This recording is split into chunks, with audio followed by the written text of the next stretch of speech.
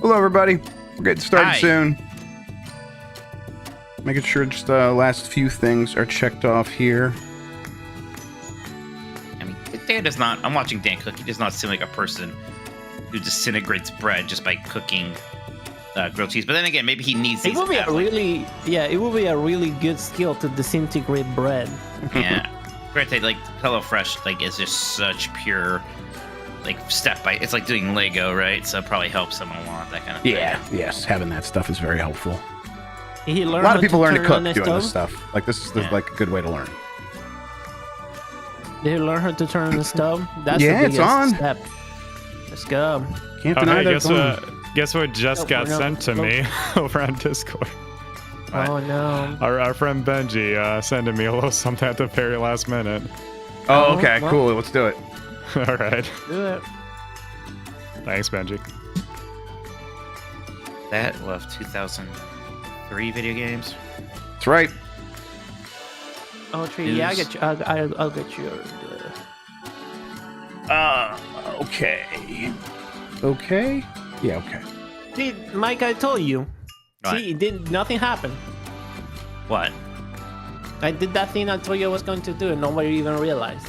Oh, What the Right, fuck right. did you do? I don't know. Nothing. It doesn't matter. Yeah, it doesn't. I don't care. Blah, blah, blah, blah, blah, blah. Let's see. There's Discord there. Oh, no, that's not Discord. Where'd Discord go? Oh, it's over here. And then we can do this.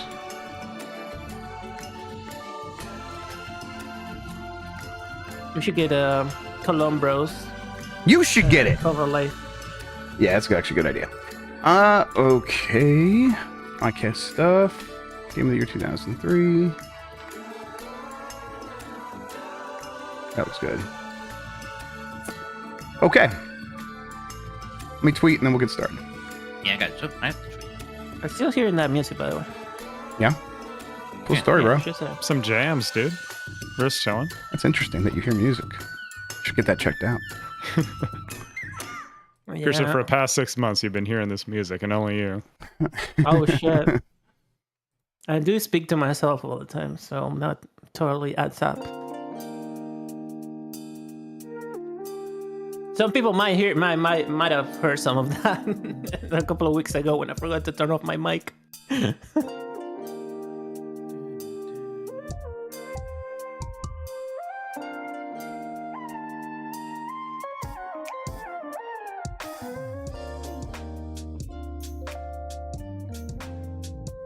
Lemon zest.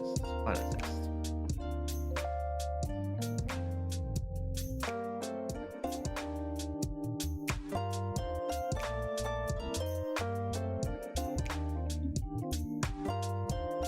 Do, do, do, do, do.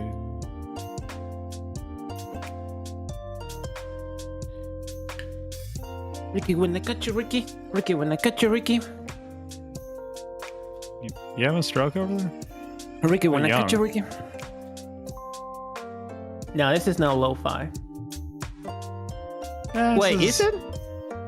Nah, this is like this is No, I don't Persona think it's 5 lo-fi. music. That's what this is. It might be lo-fi. I can't hear it. It's too low for me to realize if it's Ah, lo-fi. there you Lo-fi go. means that it sounds like a little bit like artifacty. I don't know how to explain it. This is just chilled out beats. Yeah, it has to be. It has to be like a little bit of compression on there for it to be lo-fi. That game invented, yes, Persona 5. Nailed it, Nick. It's the game with the heart. The other one doesn't have any heart. Exactly. Like the Persona 5 is like the Resident Evil 4 to the Resident Evil 4 remake. You know what I mean? Regular Resident Evil 4 has heart. Right. I don't necessarily agree, but I know what you mean.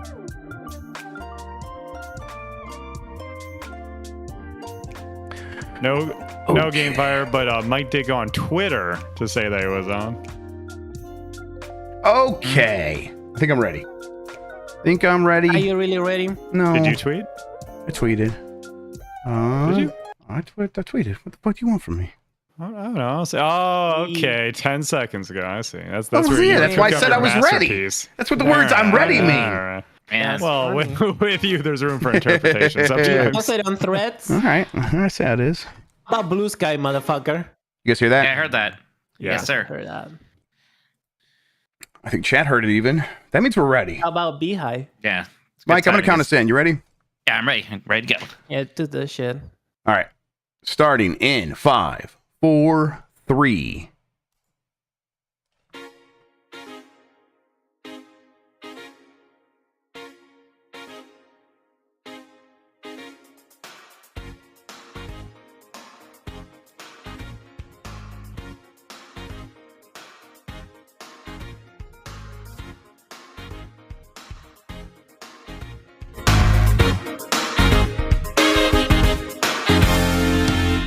Internet, you're busy. Let's do this. Welcome to the Game Mess Decides podcast. This is the podcast where we decide everything about the world of games so you never have to think for yourself. I'm your host, Jeff Grubb. With me is Mike Minotti. Today's episode, The Division 3 was announced. Embracer is still weird as hell. And the best games of 2003. We'll get to that in the second half of the show. For now, Mike, how are you doing? Doing pretty good. Yeah, actually, for the first time in a long time, I'm drinking a beer during today's show. It's been a long time, but I feel like I deserved a little treat. Oh, yeah, you earned Busy. one. For sure, absolutely. You don't need, who needs that gray matter? Get rid of that gray matter. Just drink a little drinky drink. Mike, it's been I don't know, it's been a weird news week. Lots of stuff happening. Lots of games are still happening, but I don't know. How you been? Yeah, I've been good. Been busy. Guested on a couple of things this week, so that Yeah, it's was been fun. I was on Trivia Tower. I was on Game That Tune. It's a lot of fun stuff. You know, Mikey's in demand, Jeff. That's right. So it's never been more in demand. Inflation has come from Mike Minotti. I'm not going to pay you more, but you know, No. still, I think that's completely. You could have predicted that, but no, it's nice to see out. And from now on, people ask me to do podcast. I'm gonna be like, no, just get Mike instead. Leave me alone. Mike's Yeah, I remember available. you were on the circuit for a while, and you're like, all right, I'm I tired. said no. He started saying like I just can't do it anymore. Do too much for my day job. Please leave me alone. I wanted to do Knicks this weekend, but we're going to a thing this weekend, so I can't. He actually I'm going to be busy at the Cleveland Gaming Convention Classic thing. Bob. Cleveland Gaming Classic, yeah. Yes, Cleveland Gaming Classic. Yeah, I'm really looking forward to that. It's going to be a good time.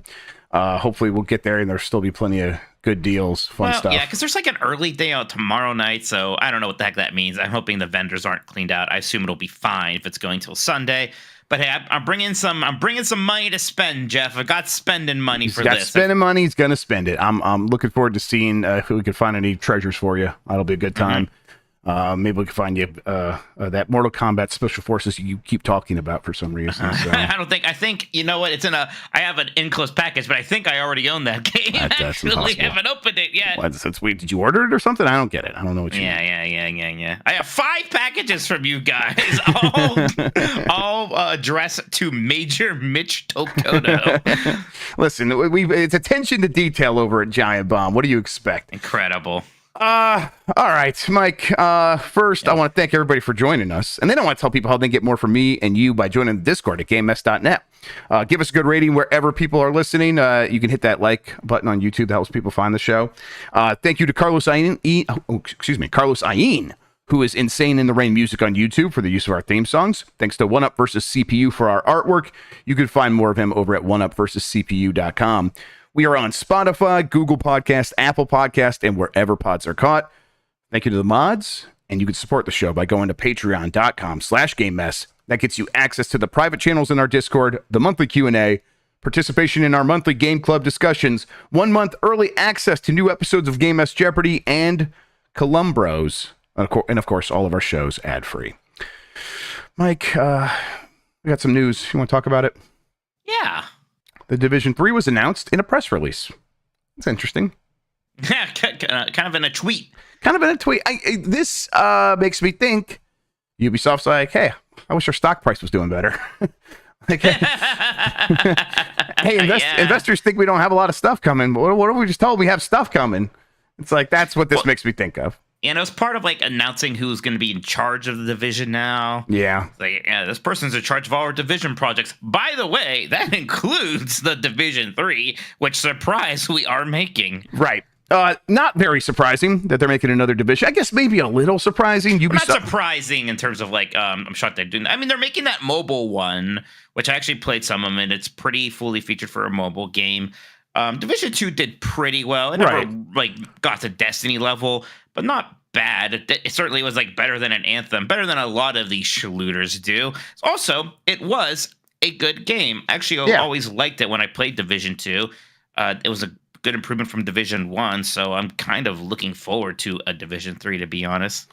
Yeah, and I'll play a Division. I've always enjoyed what I've played a Division. But this is Ubisoft going back to one of its franchises, and the Ubisoft that's maybe been going more towards stuff like Star Wars. I mean, this is Massive, Massive Entertainment, the studio that is working on Star Wars. It's not just the studio. Julian Garrity, who you mentioned, is overtaking the Division 2 and overseeing the Division 3.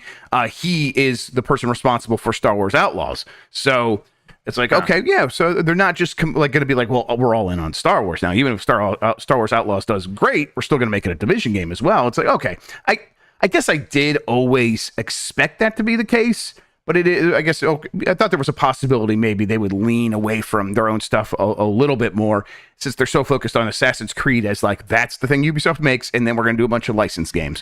But, no, I guess it's actually, when I think about it, not too surprising at all. Right. And a couple things. So Massive also making that Avatar game. That's coming out in December. So a lot of people there winding down on that. I'm sure a lot of them are helping on Star Wars also, but there's, I assume if they have been typically working on 2 projects at a time, kind of 3, then yeah, you can kind of shuffle a lot of people onto this, or slowly. I'm sure this is probably pretty early pre-production stuff. That one, before Division 2 kind of had to go against Destiny 2 at like the height of its power. I know Destiny 2 is still doing well, Jeff, but I feel like there's probably a better chance for a Division 3 in a world where it still doesn't seem like there's really going to be a follow-up to Destiny. Like as someone like me, and I imagine I'm not alone, is much more likely to try a new game in a Division 3 than to just jump back into Destiny 2. Yes, right. And I mean, I know that's the audience these days are a lot of people who love to have these forever games, but there's a lot of people out there, I think, who are like us that want to have a fresh start and play it for a little bit, and we're willing to pay the money to get into one of these games if that's the case. So I think this is the right move for the Division to have a new release every number of years, and long-term support. And they're promising to continue supporting the Division 2. So the people who are super into that, and there definitely are people who are, they can continue to be happy with that, and then they'll probably also jump over to the Division 3 as long as it gives them what they want. Wonder what setting, because the first one was kind of a New York during the winter, just after the holidays, so it had a lot of Christmas stuff. 2 was DC, and that was fun. I remember it had that hot sticky DC too, which I like. And had that Air and Space Museum level that I really liked. So yeah, I hope they have fun with like a good setting again. I hope it's not just like Chicago. I don't know, that'd be a little bland, but yeah, kind of maybe get out of the eastern half of the United States. I don't know, or Seattle. Let's do it. Yeah, or go even further south or something like that. There's some fun stuff they could do. I'll look forward to it as well. More news out of the Xbox leak. It's not. I don't know. Let's recap it, because it's like people continue to make it sound like it is the biggest thing in the world, and I think Christopher Dring, who said so, like the Xbox leak is that there might be a new console in 8 years after the last one. There will be a mid-gen hardware update. Bethesda's going to make games in its popular franchises, and Xbox is updating their controller 3 years after they said they probably would. It's, when you put it like that, sounds very, very bland and vanilla and kind of like confirmations of stuff we mostly already knew. Yeah, I think I'm with you on this one. I don't think it's interesting, of course. Of course, it was exciting. We're talking about. I don't think there's anything scandalous or like damaging to them about this. Right. I mean, like, even like some of like the stuff like, oh no, we know Dishonored 3 is happening. To be honest, with how much could change in video games, if they still told me next week Division or Dishonored 3 was happening, I'd still be surprised. Exactly. Right? Oh, you didn't cancel that. Oh, okay. Right. Yeah, exactly. That's totally possible. Right. There's been a lot of turmoil over at some of those studios, a lot of turnover at those studios. So yeah, it'd still be a nice surprise to see it confirmed that it's actually coming out. obviously there's like, hey, we saw how much money they're willing to spend on, or what they think they would have to spend to get something like Star Wars Jedi Survivor. That's $300 or $250 million. And then they estimated Baldur's Gate 3 at $5 million for its next run off of Stadia. That's, it's like, haha, that's funny because Baldur's Gate 3 is so big. It's bigger than anything, bigger than Jedi Survivor. And it's like, yeah, I mean, but of course, like who predicted that at the time, all that kind of stuff. So it's like kind of fun to see the internal workings, and I really appreciate this insight. But at the same time, if it's like just strict news, it's like it's fun stuff to talk about. But I mean, yeah, I don't know how you kind of turn this into anything more than that. And this is before, Phil Spencer got in there and just put every team on a future Hexen anyways. Of course, right? yes, yeah. It's a Hexen-based economy now, so yeah. I expect that's what they're working on. They did come out and address it, and they said, hey, that the leaks, these things are old. So like at least a year old. Some of it's older than that, and a lot of this stuff has changed. I'll be surprised if most of it changes, but like the next gen Xbox, the one that they started talking about, could have a different architecture than the x86 chips they have been using for the last two systems. I would be surprised if they changed it, but also it's totally possible. The reason I think I would be surprised is because it seems like they've committed to it, and I think that because the backwards compatibility team stopped working on what they were working on, and then we haven't heard anything from them since. Makes me think the thing that they're working on is a backward compatibility tool to get their games, the Xbox games that are running on Xbox Series X and Xbox One now, to work on whatever the next Xbox is. So they have years and years and years to get that up and running, and they might need that, but they're also very good. So it's like that. I'm like, that kind of all fits together, and that's maybe a little conspiratorial, but I don't think it's too far off the mark either. So yeah, I really though. We're still going to have to wait for them to come out and say all these things because we just don't know. Like even the revised controller, something that seems obvious. Well, another thing seemed obvious that was in this documentation was that little Xbox Keystone, the little streaming box. That thing is on fucking Phil Spencer's shelf behind him whenever we see him these days. And that thing was supposed to be out by now, and it just wasn't. They decided against it. They decided, no, we're not going to release it. So that could happen to anything in these documents. So yeah, we're just going to have to wait for them to confirm it. All right. Embracer says it spends more on platform fees than it does on game development. And this is kind of him talking about how happy he is about the new Epic Game Store policy, where if developers make their games exclusive to Epic Game Store for like 6 months or something like that, during that period, they'll get 100% of the revenue share from those games. And then after that, it'll go back to that 12%, which is still much better than what happens on Steam. He says, obviously, we'd like to pay less fees to platforms. In reality, we are paying more fees to platforms than we spend on game development every year. And if you just think about that number, it's crazy. So there are margins with the platforms that I would preferably have within building more games and some more margins. But I think it's great that Epic is trying to build a competitive platform. And I think that's fair that, hey, you want Epic to keep Steam on their toes, something that Lars Wingefors mentions. But also I'm like, well, you probably could just spend more on your games too. I don't know. It's like, man, maybe that's an issue. Actually. Yeah, I don't know. This is a company that has been laying people off at studios, closing studios, and now they're also talking about they're looking for outside investment so they can avoid further layoffs. And it's like, I mean, come on. It's like, hey, what's to invest? We're firing people. Our future doesn't look good. Who wants to give us money? Exactly. So this is a company that already is in trouble and looks like rotten fruit. And who's going to want to go put their money into that when it's like no one, even if the games are good, this is not a company that's making money anytime soon. So we'll see. Do you think Embracer Group is still a thing in a year, 2 years? A year would be pretty pessimistic. 2 years. Future looks fuzzy, says Magic 8 Ball. Yeah. Magic Mike Ball. The Magic Mike Ball, which is our new segment here on Game Decides, is the Magic Mike Ball. I think we kind of keep hearing bad news about Embracer just for the next several months. Oh yeah. And honestly, I don't know if that ever, it's hard to see that ever changing. Well, because they're not in a position where a game can be a turnaround. They're not even talking about that. They're not saying, "Oh, we just need a hit." They're saying we need investment. Yep. Yes. So good luck. I don't know.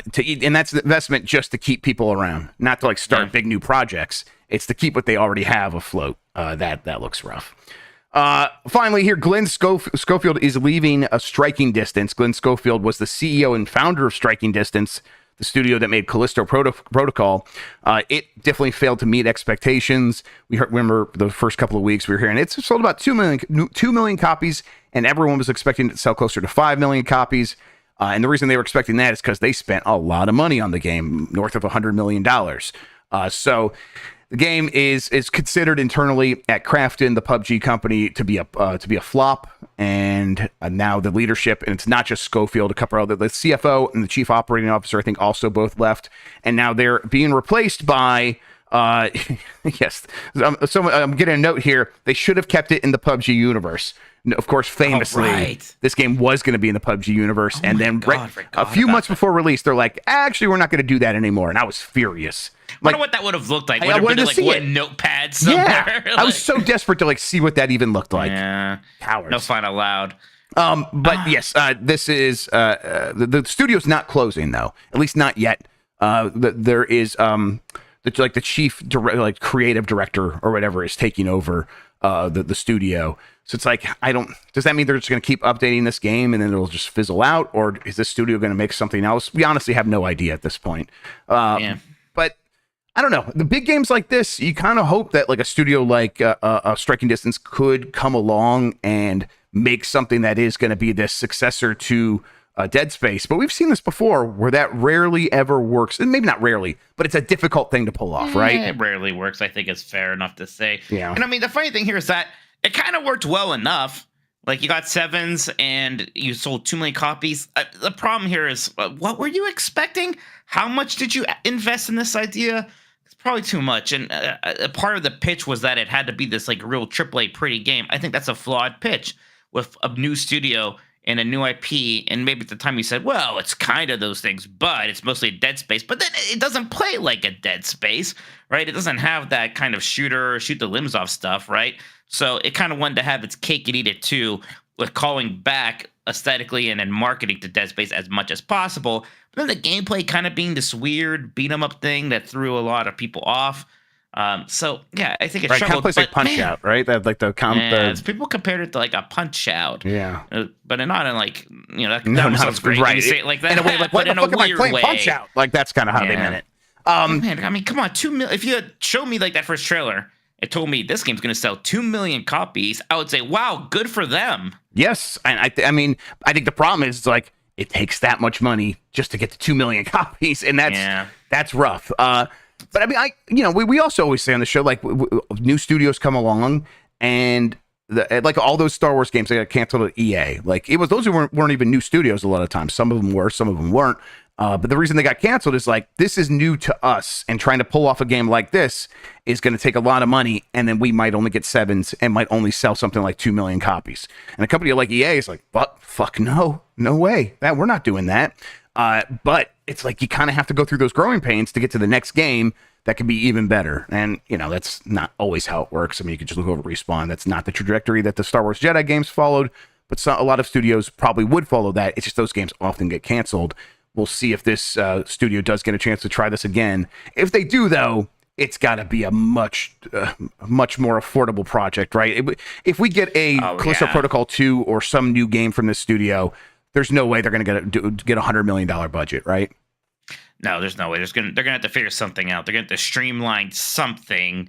I don't know if it's like the game itself or the fidelity, but something's going to have to give. Yeah, let's see, Gamefire in chat mentions they did lay people off. A few weeks ago, they were laying people off at Striking Distance. So, yeah. Those are the big stories I have. Obviously, there was other things that happened this week, but if you got anything you want to talk about, you could send in a super chat. Mike, did I miss anything you wanted to talk about?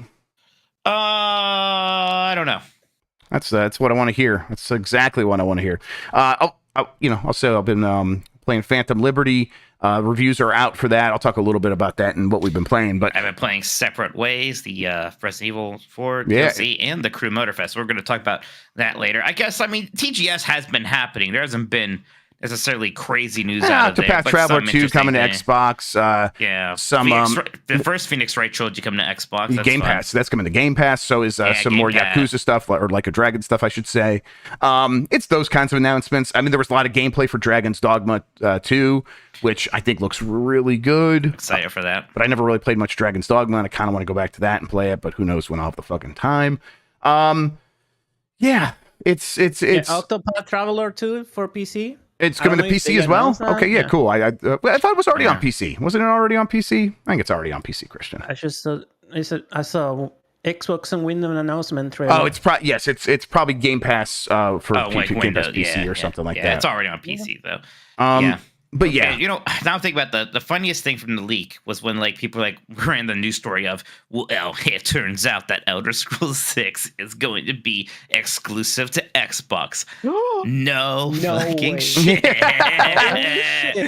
we talked about that years ago. It feels like at this point, yeah, it probably was years ago. But yeah, early on, I remember reporting that, and I don't know. I think people. And even then, it's not like it's like, oh, it was on a spreadsheet from 2 years ago. Yep. Okay, it's not even really a confirmation, but also, yeah, of course it's going to be. Yeah, it's like that they looked at the numbers. Just to repeat this again, they looked at the numbers of what it would cost to make stuff exclusive to Xbox and PC, and then they looked at the amount of investment that would return into when it comes to getting people to sign up for Game Pass, and they're like, you know what, this is kind of an easy choice. We're going to lose a lot of money, and we're going to get a lot of Game Pass subscribers, and that's worth more to us in terms of the price of doing business. So that's what they decided with Starfield.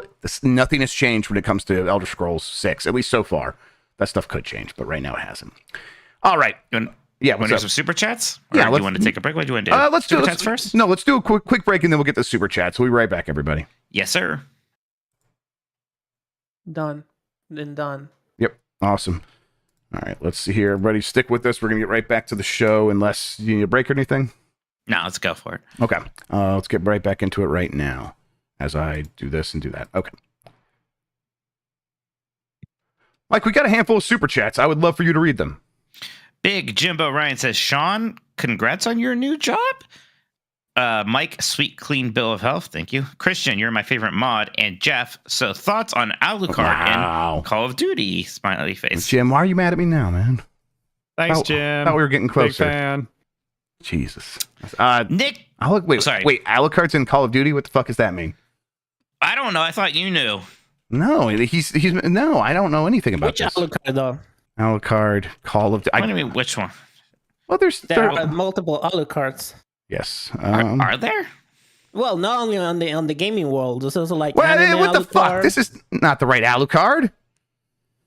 Who is it? It's need to some know now. dude that looks like a fucking It's from pimp. an anime. Yeah, which anime is Oh, this it's dude Alucard from? from the anime? Oh my god! I Wait, know which way. anime is this, Christian? Was Which- it I from just put it in What chat. show? Helsing. Helsing? Yeah, it's from There you Helsing. go. Check. Okay. Oh my yeah, god! That dude. It's so much cooler than This Alucard sucks. from the games. Oh my God. Nazis, bro. Christian, wait. I just want you to know that nothing was ever more timed more comedically to me than opening up this jackass's giant face and hearing you say, this is so much cooler. Yes. Wait. This looks like a fucking joke. It looks like I a Jared Leto hate character. This This guy version of Alucard so looks like much. shit. This guy It looks like Jim Carrey, the mask. Yeah, that's exactly right. It looks Yes. like a knockoff version of the mask. This is Okay. I hate this so Well, he's got much. jack-o'-lantern eyes. I hate Yeah, him. no, this looks like shit. But watch the anime. The anime is so fucking good. Alright. He Oh, yeah, kills I'll get right on Nazis that. for fun. All right. He All just right. kills Nazis for fun. He's so good. Yeah, watch Helsing. Sorry. Next super chat here from Nick. If the Switch 2 is backwards compatible, do you think Nintendo would do the $10 upgrade path for new versions of past games if you already own them? I read that as $100 as well the first time. Me too. I don't know I why. don't know, it's just brain stuff. If the Switch, I don't know. Possibly. That seems so inelegant, but Nintendo's inelegant. I think there's either just not going to be much in the way of upgrades, or Yeah. that stuff will just be like a free bonus if it's there. I'm with you. Layer says, did I make it here in time for the Dan Riker cooking watch party? No, I think he finished cooking right when he went online. He didn't burn anything, though, it looks like. He didn't say anything on fire. Yeah, he was doing a good Looks like job. he did all right. I was Yeah, he having did fun fine. watching him. It's he had to reread the instructions just like I do when I cook those things. Baba is me says, if anyone is thinking about Resident Evil 4, it's on sale everywhere this week. I will probably pick it up since I never played the original. Keep up the good work. Thank you, Baba is me. And yeah, people should buy Resident Evil 4. Yeah, I own that game. You sure do, and you're going to have to play it in a couple weeks. Yeah, in a couple weeks. Input video here says, ordered an iced pumpkin nutty coffee at Dunkin' today. Loving the 3 nutty pumps in my drink. That was a first-time super chat from Input Video here, and Thank a you, really Input. strong one. Really strong Very stuff good. there. All right. R. Juff JD Bev DU Fudd says, found you guys from Giant Bomb. You're both amazing. Thank you, Chances there's a RJUF, Teletubbies game in the JBDB, next couple FUD. years. I want to be Poe. Okay. Well, if this person has Poe, who can we be in a Teletubbies game? Well, I only remember Poe. No, there's that purple one everyone was afraid of, that a real fucked up name. Yeah, I'm just saying I only remember the name of Poe. I mean, I remember the other colors. Well, okay, no, I know purple. There's purple, Pinky, red, yellow. Dipsy, Lala, and Poe, There you we go. old ass boomers. I'm the sun.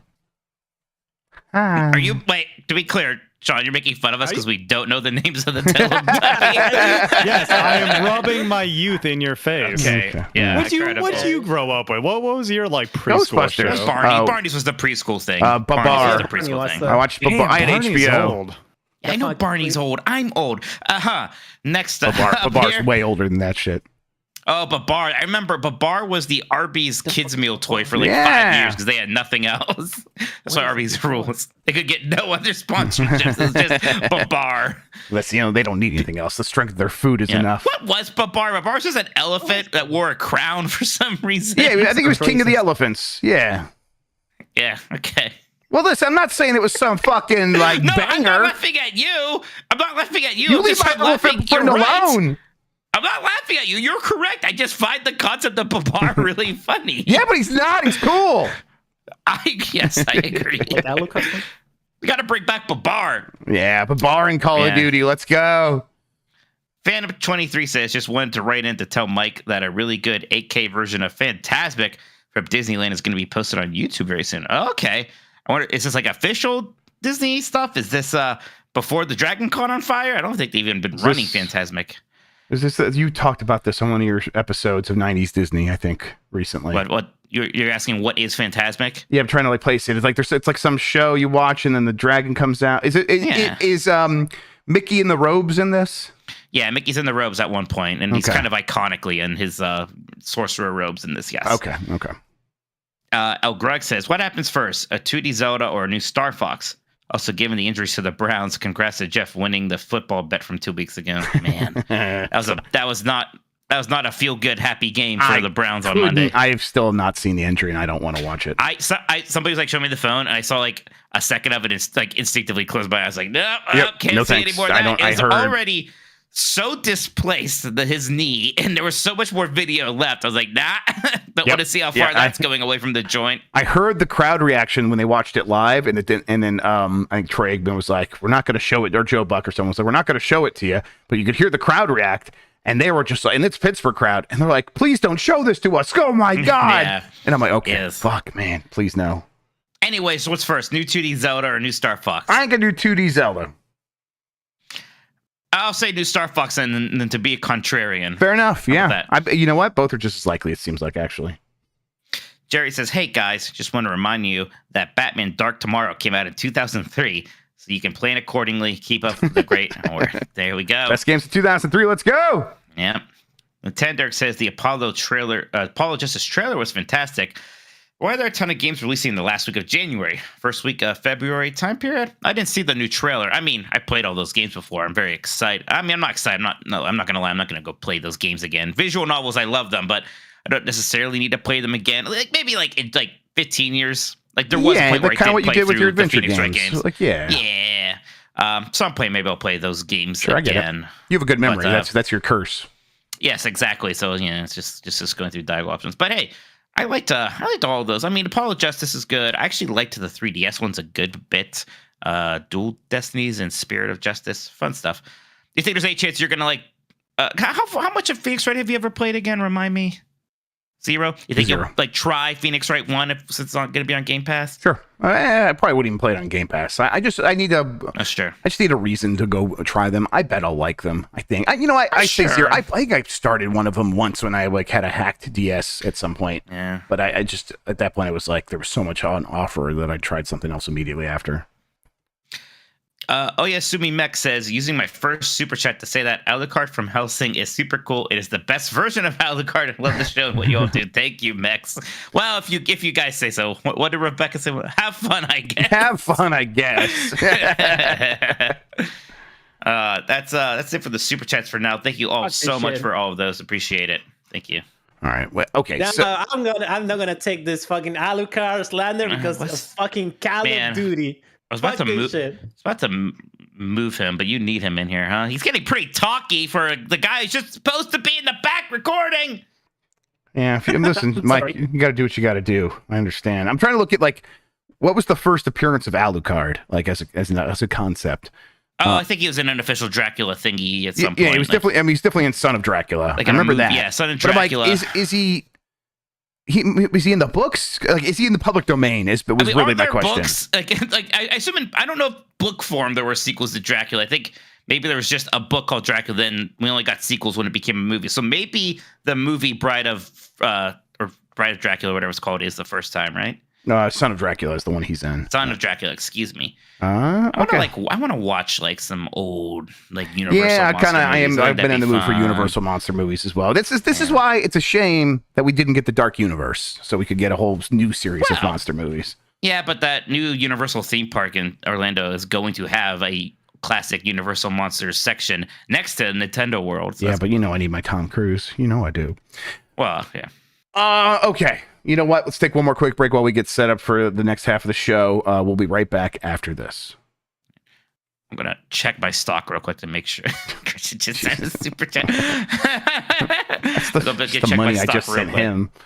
All right. Wait, you sent me money? Oh, shit. Well, no, I actually didn't do it because I forgot you need to be PayPal'd, so I'll do that. Okay, let's see here. Well, now. All right, there's that. Sorry, everybody. I bet that was loud. All right, let's go there. I forgot to make the break. I'm useless now. There we go. There it is. Introducing Smartville. All right, that's going up there. It's so good. Oh, October. Let's go. Anime Club is happening. We're watching Hellsing, everybody. Anime Club, Game Mess, Anime Club. We're watching Hellsing. Have fun, I guess. Have fun, I guess. Hellsing is way better than anything you ever like in your life. I just don't think that's true. That's a fact. 1, 2, That's a fact. 3, 4. I like your mom, so you're gonna say that about your own mom? Hellsing is way better than my Man, mom. second your mom tonight. Just on a roll. Everyone's so spicy today, Yeah, everyone's really in a mood. including me. Yeah, no, yeah, that included you. Yeah, we knew that. I just got hit in the fucking chest with that skin. I'm sorry. All right, I'm in let me shambles. move Mikey around a little bit, then we'll be good, everybody. I need to see this. All right. Move around. Every now and then we get the right Mortis up on OBS. Okay. There won't be any more Hellsing outbursts. I promise. Does anyone in chat know what a Mortis is? I think Sean always makes fun of me for Mortis? saying the word Mortis. Yeah. Mm-hmm. It's what rigor. It's what overlays are called in OBS. Actually, they're mortises. Really? Mortises. Yes. Oh. I don't know enough to like counter that. But The only reason I know it is because we had once upon a time at Giant Bomb had a graphic designer on the team, so and he was very, very trained. Very trained. You got the right thing pulled up over there? I think so. No, I don't. No, you're right. Shit. Yes. Let me do that right now. What year? 2003. Turn that off, and then It almost reminded me of that tragedy. almost kind of reminded you of the tragedy. Mortis of Avium. Okay, yeah, so KJ sent me this too. So apparently people are upset about some of this Metal Gear Solid Collection stuff. Yeah, I saw people complaining about it. Yeah, Twitter. someone sent a super chat so I could talk about it. No, we could just talk about it. But I'll just talk about it. yeah, I don't really know what the issue is. So There's just nothing to be happy about. Oh, I with that just one. read a super Yeah. chat that really depressed me. did they use AI to like up-res stuff? That'd be fucked. No, I don't. I think it's just because it's Oh, bare I'm- bones and the emulation isn't Well, I great. guess. Yeah, but it's just that that's ports. So I mean, let's start the show. Yep, I'm bringing it in right now. Oh nope, I gotta fix your camera, and I'll bring it in. Where the hell did you go? Just let's do this. You don't need to see Mike for the game. Do we need to see Mike? Also, what do you have like show? What? You had to right click on the thing and say and uncheck show non-video participants. Yeah, no, I did. Okay, perfect. I didn't say That's anything. the whole way this thing works. Yeah. I don't know why there's not a option to permanently have just that. permanently do it Oh. right. But whatever, we're all right here. We're Okay. figuring it out. Okay. If Discord was the healthy of voice services, it would have it. Okay. I think I'm seeing the problem. Oh, let me fix my problem real quick. Why? Oh, why'd you move? You said you were moving me that one time. Yeah, it's not your fault. We're professionals, okay? Yeah, shh. Don't tell anybody, but we're professionals. Leave us alone. All right, there we go. OBS is just kind of like A great piece of software. it's a We great love it piece so of much. software. It's not only like Yeah. Infallible. it's like it's doing its job, but like it gives you so much power that you kind of like you go too far, and then you're like, well, I could do that, and I could do this, and I could make it look a little bit better, and then you end up doing a million things when you could have just done one simple thing. But whatever, we're ready to go. I'm gonna bring us back in. We're back. There's my armpit hair. Sorry, everybody. Nice. Mike, we got a show here. A I show think within that's a why show. I with could that. never wear. I could never wear a tank top. I'm sorry. I had to talk No, about I this. get it. Do you I'm have a too ashamed desire? of my- Do you have a desire I'm too to? ashamed of my armpits. No, I have no desire because I'm too ashamed of my armpits. I'd feel so uncomfortable if people could see my armpits. Well, what the hell you got going on under there that you're I don't know. It's just I just don't feel like it feels like a naughty part. It feels like a personal part that other people shouldn't see Well, normally. yeah, that's why some people are into it. Yeah, right, exactly. That's why Nick Turbo in chat is saying show us again right now. Yeah. Yeah.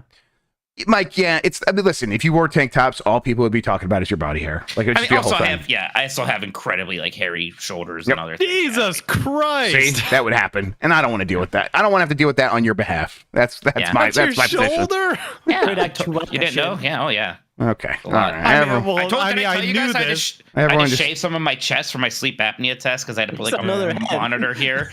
So I had to like I- shave just like this part of my chest. It was weird.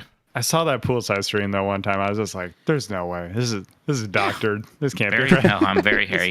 His head hair fell all into right, his like I shoulder. said, I was over it. I'm over it. I don't want to talk about. Let's leave Mike's body hair out of this.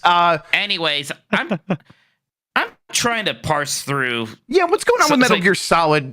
This is not the Trinity one or whatever the fuck they're going for. Delta. This is the collection. This Yeah, the is collection. 1, 2, and 3. I mean, some of this stuff I'm like, well, what were you expecting? So when people are upset that these games like aren't really getting a lot of a boost in the collection, like Metal Gear Oh, Solid 1, we just want no them matter back. what, it's still 30 FPS, and it's still gonna be I feel like shit. I just want her back. what? I feel like shit. I just want her back. It's a meme, Mike. Don't worry about it. But these games aren't on sale on most digital stores anymore. Like just getting them back is kind of what we want here. Right. Are they Well, I ruining? guess that's what me and you want. I think a lot of people were expecting like, oh, Are they Metal Gear Solid 1 was ruining the gonna be games, Mike? That's in the question. 4K. No, everything seems fine unless you're really upset about it not being at 4K. The one thing that What is the fuck would they expect? Yeah, the one thing that is upsetting me, it is a bummer, is that the Switch versions of 2 and 3 on handheld and TV mode are running at 30 frames per second. Yeah, we and were every other hearing version some stuff 60 about FPS. that. Yes, that's a So bummer. that's unacceptable to me. Those are PlayStation 2 games. Yep. That's insane. Absolutely, So- that's stupid as hell. So part I of it is that 2 and 3 HD on PS3 360 were so good as collections. It's like, well, why not just port that work over? Instead, they're doing very bare bones emulation, and people are just like, well, we had the good stuff. Why aren't you giving us the good stuff? Yeah, I mean, I get that, but like, I do want these versions preserved as well and available. So if this is what it takes to get these versions as well, this is still kind of what I want. And then I bet they do that stuff eventually as well. And if that people are frustrated by that, that's fair. I'm curious. I guess I'll be curious to see. Yeah, what kind of. it's Yeah, I like. guess I want to see it for myself. I'm not going to get the Switch version now, though, which is a bummer. I guess I'll just get the PC. And like, I didn't think that this was a game going to be like, I had to play this on Steam Deck to get an optimal experience from fucking Metal Gear Solid 2. But weird. Okay. All right. There's a closest to the messy pin, I believe. Sean, podcast within a podcast. Go ahead and shoot. Absolutely. Game show within podcast. I know it's been Excuse a long me. week for you, so I Yes. won't give you too much shit, but that's right. Closest to the messy pin. Volume 16. It's been a hot minute, but we're back. It's being presented by me, Turbo Sean. It's powered by Metacritic. It's executively produced, as always, by Benji Bop. Let me run y'all through the rules here. Every round, the boys will be given a certified retro game. That means it is older than 10 years, or 10 years exactly. Rarely happens, but it's possible. The goal is to predict the game's Metacritic score as it stands on Metacritic.com. We'll be using a closest to the pin scoring system, which means that the boys will guess each point deviated they are from the actual score. They will gain 1 point. At the end of the game, lowest score wins. It's golf rules. You know how that works. If the boys guess the exact score correctly, instead of getting a 0, they will deduct 5 points from their total score. Now, I did my due diligence this time. No way. Mike won the Weird. space-themed one from our Starfield episode. Space! So, Jeff will be picking first. I need you to tell me, Jeff, what you think the game has after. What the hell is this? Note from the editor. Hey, Metacritic, if you're watching, which I'd like to think you are, I it's can me, make them Bob. watch. Your new website layout is not very user-friendly and is 10 times harder to navigate. It would be super cool if you could fix the fact that you can't middle-click links to a new tab anymore. But also, having one main page that only shows one platform's information and release date, and you bury the rest of the information in other platform scores and release info is really super lame. That's probably screwing over Wolf, too, in his thing. Huh. Yeah. I might legitimately switch to OpenCric over this. That's how unfriendly your new website layout is. Looks nicer, though. Please consider some UI, UX improvements. It's impressive because their site did already suck. I actually hated Metacritic. Like, I hate it when you go to Metacritic.com and you go there to look for like the new release. And like, you do have to go like searching for it. Yeah. Right. It's like what is going on here? How is that just not pinned somewhere? Anyway. By the way, Wolf says in the chat, it is very much screwing him over. They were very proud of it in the all hands meeting. All right, let's keep going. Anyway. Oh, right. Jeff, That's your you work for them. I need you to tell me what you think. Fallout 3, the PS3 version, mind you, released October 28, 2008, 57 critic reviews, has on Metacritic.com. Fallout 3, October 28, 2008, 57 critic on the PS3, though. That's tough because Bethesda games always fucking sucked on the PS3. Skyrim was Metacritic really differentiating between those two? Like, I find arguably 57 people reviewed just the PS3 version of this game. You know? Sure. I think it's. the scores are different. That's always questionable. I mean, they're different. They're going to be different, but Metacritic different. No, Metacritic definitely was dividing them. But whether or not the reviews they were pulling from were accurately reporting what platform they were playing on, or if there was just something assumed there, I have no idea. But I'm going to go with saying that they probably did have mostly PS3 reviews here. And I'm going to say in 89. I think it's still relatively high, but I think the PS3 version wasn't quite as good. Okay. Mikey? I think 89. I mean, this game was very well liked. But even then, I wonder if the 360 version was even like in the 90s. I'm not sure. So I'll be a little bit more conservative, say 87. 87. All right, still in that ballpark there. Well, Fallout 3 sits at a 90. Shit. You're very close with Jeff. Yep. Jeff. Pretty sure that game was in the 90s. That was really below. That's right. Yeah, it was good. That's really like maybe my first real go at a Western style RPG, honestly. Oh, really? Yeah. You didn't play Oblivion before that? That was kind of like after that. It was like then I played Oblivion, and then I played KOTOR. Even I went back to KOTOR after that. Oh, really? Okay. Like that whole console generation was when I finally played those games. I had kind of I would dabble with them, but didn't really get it until then. Cool. Nice. For me, it was also Fallout, but it was New Vegas, so a bit different there, a bit later. But sure. Yeah. All right. Game number 2, Dishonored for the Xbox 360, October 9th, 2012, 56 critic reviews. Mike. Yeah, so not as beloved as a Fallout 3, but pretty well liked. I want to say I know I just said this one, but Now I think we have an 87. Okay. Reels. Also, I think I think I know the theme as well. No way. Let's say Oh, I get it. Yeah. Cute. I'm gonna go with an 88. Okay. 88. One-upmanship. I see. Okay. Literally. Okay. Well, Dishonored sits at an 88. Jeff gets the -5, whereas Mike gains a 1. little dance. I'm not doing going my a way. little dance. It's not going my way. Oh, boy. I do Oh, a no. little dance. Okay. Update for the audio listeners. That means Jeff is in the lead with -4 points. Mike has 4 on the board. Game number 3. Can we do freaking Steel Battalion again and he'll think it's the wrong one or something? I need Yeah. that. Oh, don't worry. You got a chance. I mean, you never know. Bob always tries to throw us a curveball here. Uh-huh. I can use a curveball. Game number 3 is The Elder Scrolls V Skyrim. Not much of a curveball. But it is the PC version. November 11th, 2011. 11. Who could forget? 32 critic reviews for this one. Jeff.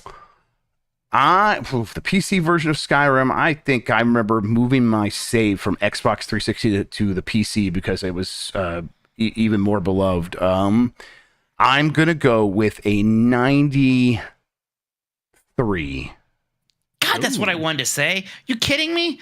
No, Oh, I would 92. never joke with you. 92. God, I wanted 93. If it's 93, I'm going to be so mad. It's 92. I'm going to be mad because then you're throwing a hissy fit already. This is why we would cast Jason Alexander as Mike. Oh, trust me, I agree It's a with that 92. casting. Oh, everyone 92.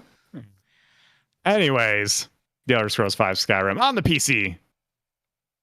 Got 94. So we'll Why be didn't I good go both up? you guys, Why though. didn't I go up? I would have gotten it. Deep So down, I wanted to close. say 94 too, but I was too afraid to go that high. Okay, game number 4. Doom 3 for the that Doom PC. 3. August 3rd, 2004. 83 critic reviews. Mike. That's a weird one because like Doom 3 was liked, but it's such a weird game. This is a hard one to parse. This is hard. Yeah, it's a hard. I feel like it was probably. I don't say.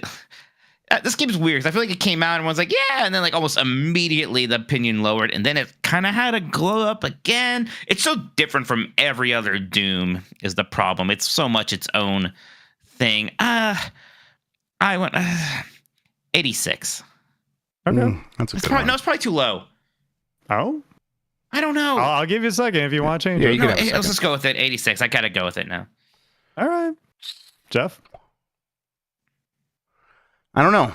I think this is tough because I never really played much Doom 3. So I remember working at Subway and waiting for this game to come out and hearing the reviews and being like not so impressed by the reaction. And then I'm like, I'll save my money. But I think Mike's probably still right that higher is safer here. So I'm gonna go with 87. I think a lot of people were like, this compares unfavorably to Half-Life 2. That's what I kind of remember. All right. Doom 3. The original I Wish I Had a Flashlight game sits at 87. Once again, Jeff gets 5 points and knocked off the total. Why didn't I say 87? Oh boy, Audio you were listeners, even that of like, course means that's too low, and then you Mike stopped is saying yourself. with 7 on the board. Jeff is ahead by 15 points with a -8. Well, I mean, like, if you want to feel better, I'm just read a comment. Nick Turbo said I was working at Subway and he was in kindergarten, so now I'm upset too. No, yeah. I'm over. I get it. I'm older than all you children. I get it. Game number 5, the You can still last come one we back. have here. No, I can't. Well, Maybe. you get exactly right, and Indiana we're Jones like and the 10 Emperor's apart. Tomb Oh shit! on the PlayStation 2, February 24, 2003. 17 critic reviews. Here's your curveball, Jeff. Indiana Jones and the Emperor's Tomb on the PlayStation 2. I think I got to go with some like middle of the road number. I'm gonna go with the 77. Okay. Okay. If it's really badly reviewed, Mike, you could win this one. I know. I think I'm gonna go with more like a 62. Okay. Is that enough? Yeah, it is. Mike is going with 62. Jeff is going with the middle of the road 77. Okay. Indiana you know Jones what I and the mean. Emperor's Tomb for the PlayStation 2 has a 65, Eat it. Eat my fucking poopies. which means that at the end of the game, Mike has 10 points, Jeff has 4. Jeff is your winner for the evening. Wait, what? Woo! Woo! I thought I came back from that. No? Absolutely not, Mike. What are you thinking? Not- Wait, that no. wasn't enough. No, you want to do the math again in your No. head? You need No, a second? I believe you, but I'm embarrassed I told you to eat my poopies now. Oh, I thought you were saying it. I thought you were saying it. Eat my poopies parentheses negative, not eat my poopies parentheses positive. No. Yes, I I'm was saying mildly that's a confused there. I was saying it as a celebration. Oh, okay. Damn it. Yeah, I was up by 15, and you had to get it had to be exactly right for you to have a Yeah. chance to win. Yeah, you're right. Yeah. Well, shit. It was it's a good one. It was I had a lot of fun. That's like your opinion, man. That was I think we should do that exact thing over and over again. All right, thanks for that, Sean. I appreciate it. We're gonna go ahead and get set up now for the best game of 2003. We're gonna do that just by clicking this one button over here. Can we take a quick break so I can use the restroom And we're gonna take a quick break, and scream into a pillow? and we're gonna be right back after this. Sorry, Mikey. Thank you. We have another break? This is crazy. There's going to be 4 breaks in this podcast. Yeah, congratulations. I hope you're happy. Oh. A lot of dings tonight. An embarrassment of riches. Yes. Okay, let's see here. Ding. Ding. Make sure to account for me dropping the stream. Ding. I don't want to. Oh, man. Where are we going? There it is. Okay, I need this one 2 up. Even though it's a 3 up, I called it a 2 up, and I'm never gonna fix that. I'm so distraught. I'm so destroyed. I can't take it anymore. You still can't get over the a la carte thing? No! I Oh my God. can't. That's what happens when they put him in Warzone, man. Ever. What the fuck is that? He needs to look good next to Nicki Minaj. Oh my god. Which, by the way, I wouldn't give a fuck. y'all that aren't he's- y'all don't play Call of she's Duty. ugly. But I was playing Warzone with the boys the other night, and there was a squad Nicki Minaj's, and let me tell you, when we were looting, we were Oh, like, shit. God damn, they put some effort into this skin. All right, I'm playing Call of Duty. That's all I needed to Hell hear. yeah. Hell yeah. I want to play as her, and I want people to play against me as her and step on me. That's what I I'm a want. Cardi Perfect. B head, so. You think we could get a squad and convince Jerf to get the skin, Oh, get the 100%. Nicki skin? Oh yeah, yeah. Yes. If we tell him we're gonna go play it without him, he'll get FOMO and he'll do anything we say. Hell yeah. Yes, so the will be fun. We have Okay. a good relationship. Yes, With our that's coworkers, healthy. yeah. This is healthy. No, not codependent at all. The Nicki's Minaj is the plural, so it's kind of wood. That's good. They didn't have my flavor of bubbly, so I had to get this generic Giant Eagle sparkling water. I'm not Okay. thrilled about that either. How Let's keep hard losing today. is it to make a good fucking Expendables movie? How can it be so difficult for Did they them? mess it up again? Is It's this got the a next first one was 31 good. on Metacritic. Come on, it should be the easiest thing in the world. It's the Oh, easiest dude, thing in what the the fuck? world. Well, hang on. On Metacritic, how's it doing on Rotten Tomatoes? 15% on Rotten Tomatoes. Oh, that's way But- worse than I was even expecting. But Okay. is that Okay. critic or audience? Oh, for crying out loud. No, it's important because Critics critics don't hate these matter. kinds of There's movies. no audience score. The movie's not out yet. Okay, But there I- we go. I hate We these gotta mo- wait for the It audience doesn't score. matter. I hate these movies too. Like that's the thing. Like it's Even Well, too- yeah, because you have no taste. oh, you like Expendables? They're so boring. You don't like the Well, second one? I didn't The say second one that is either.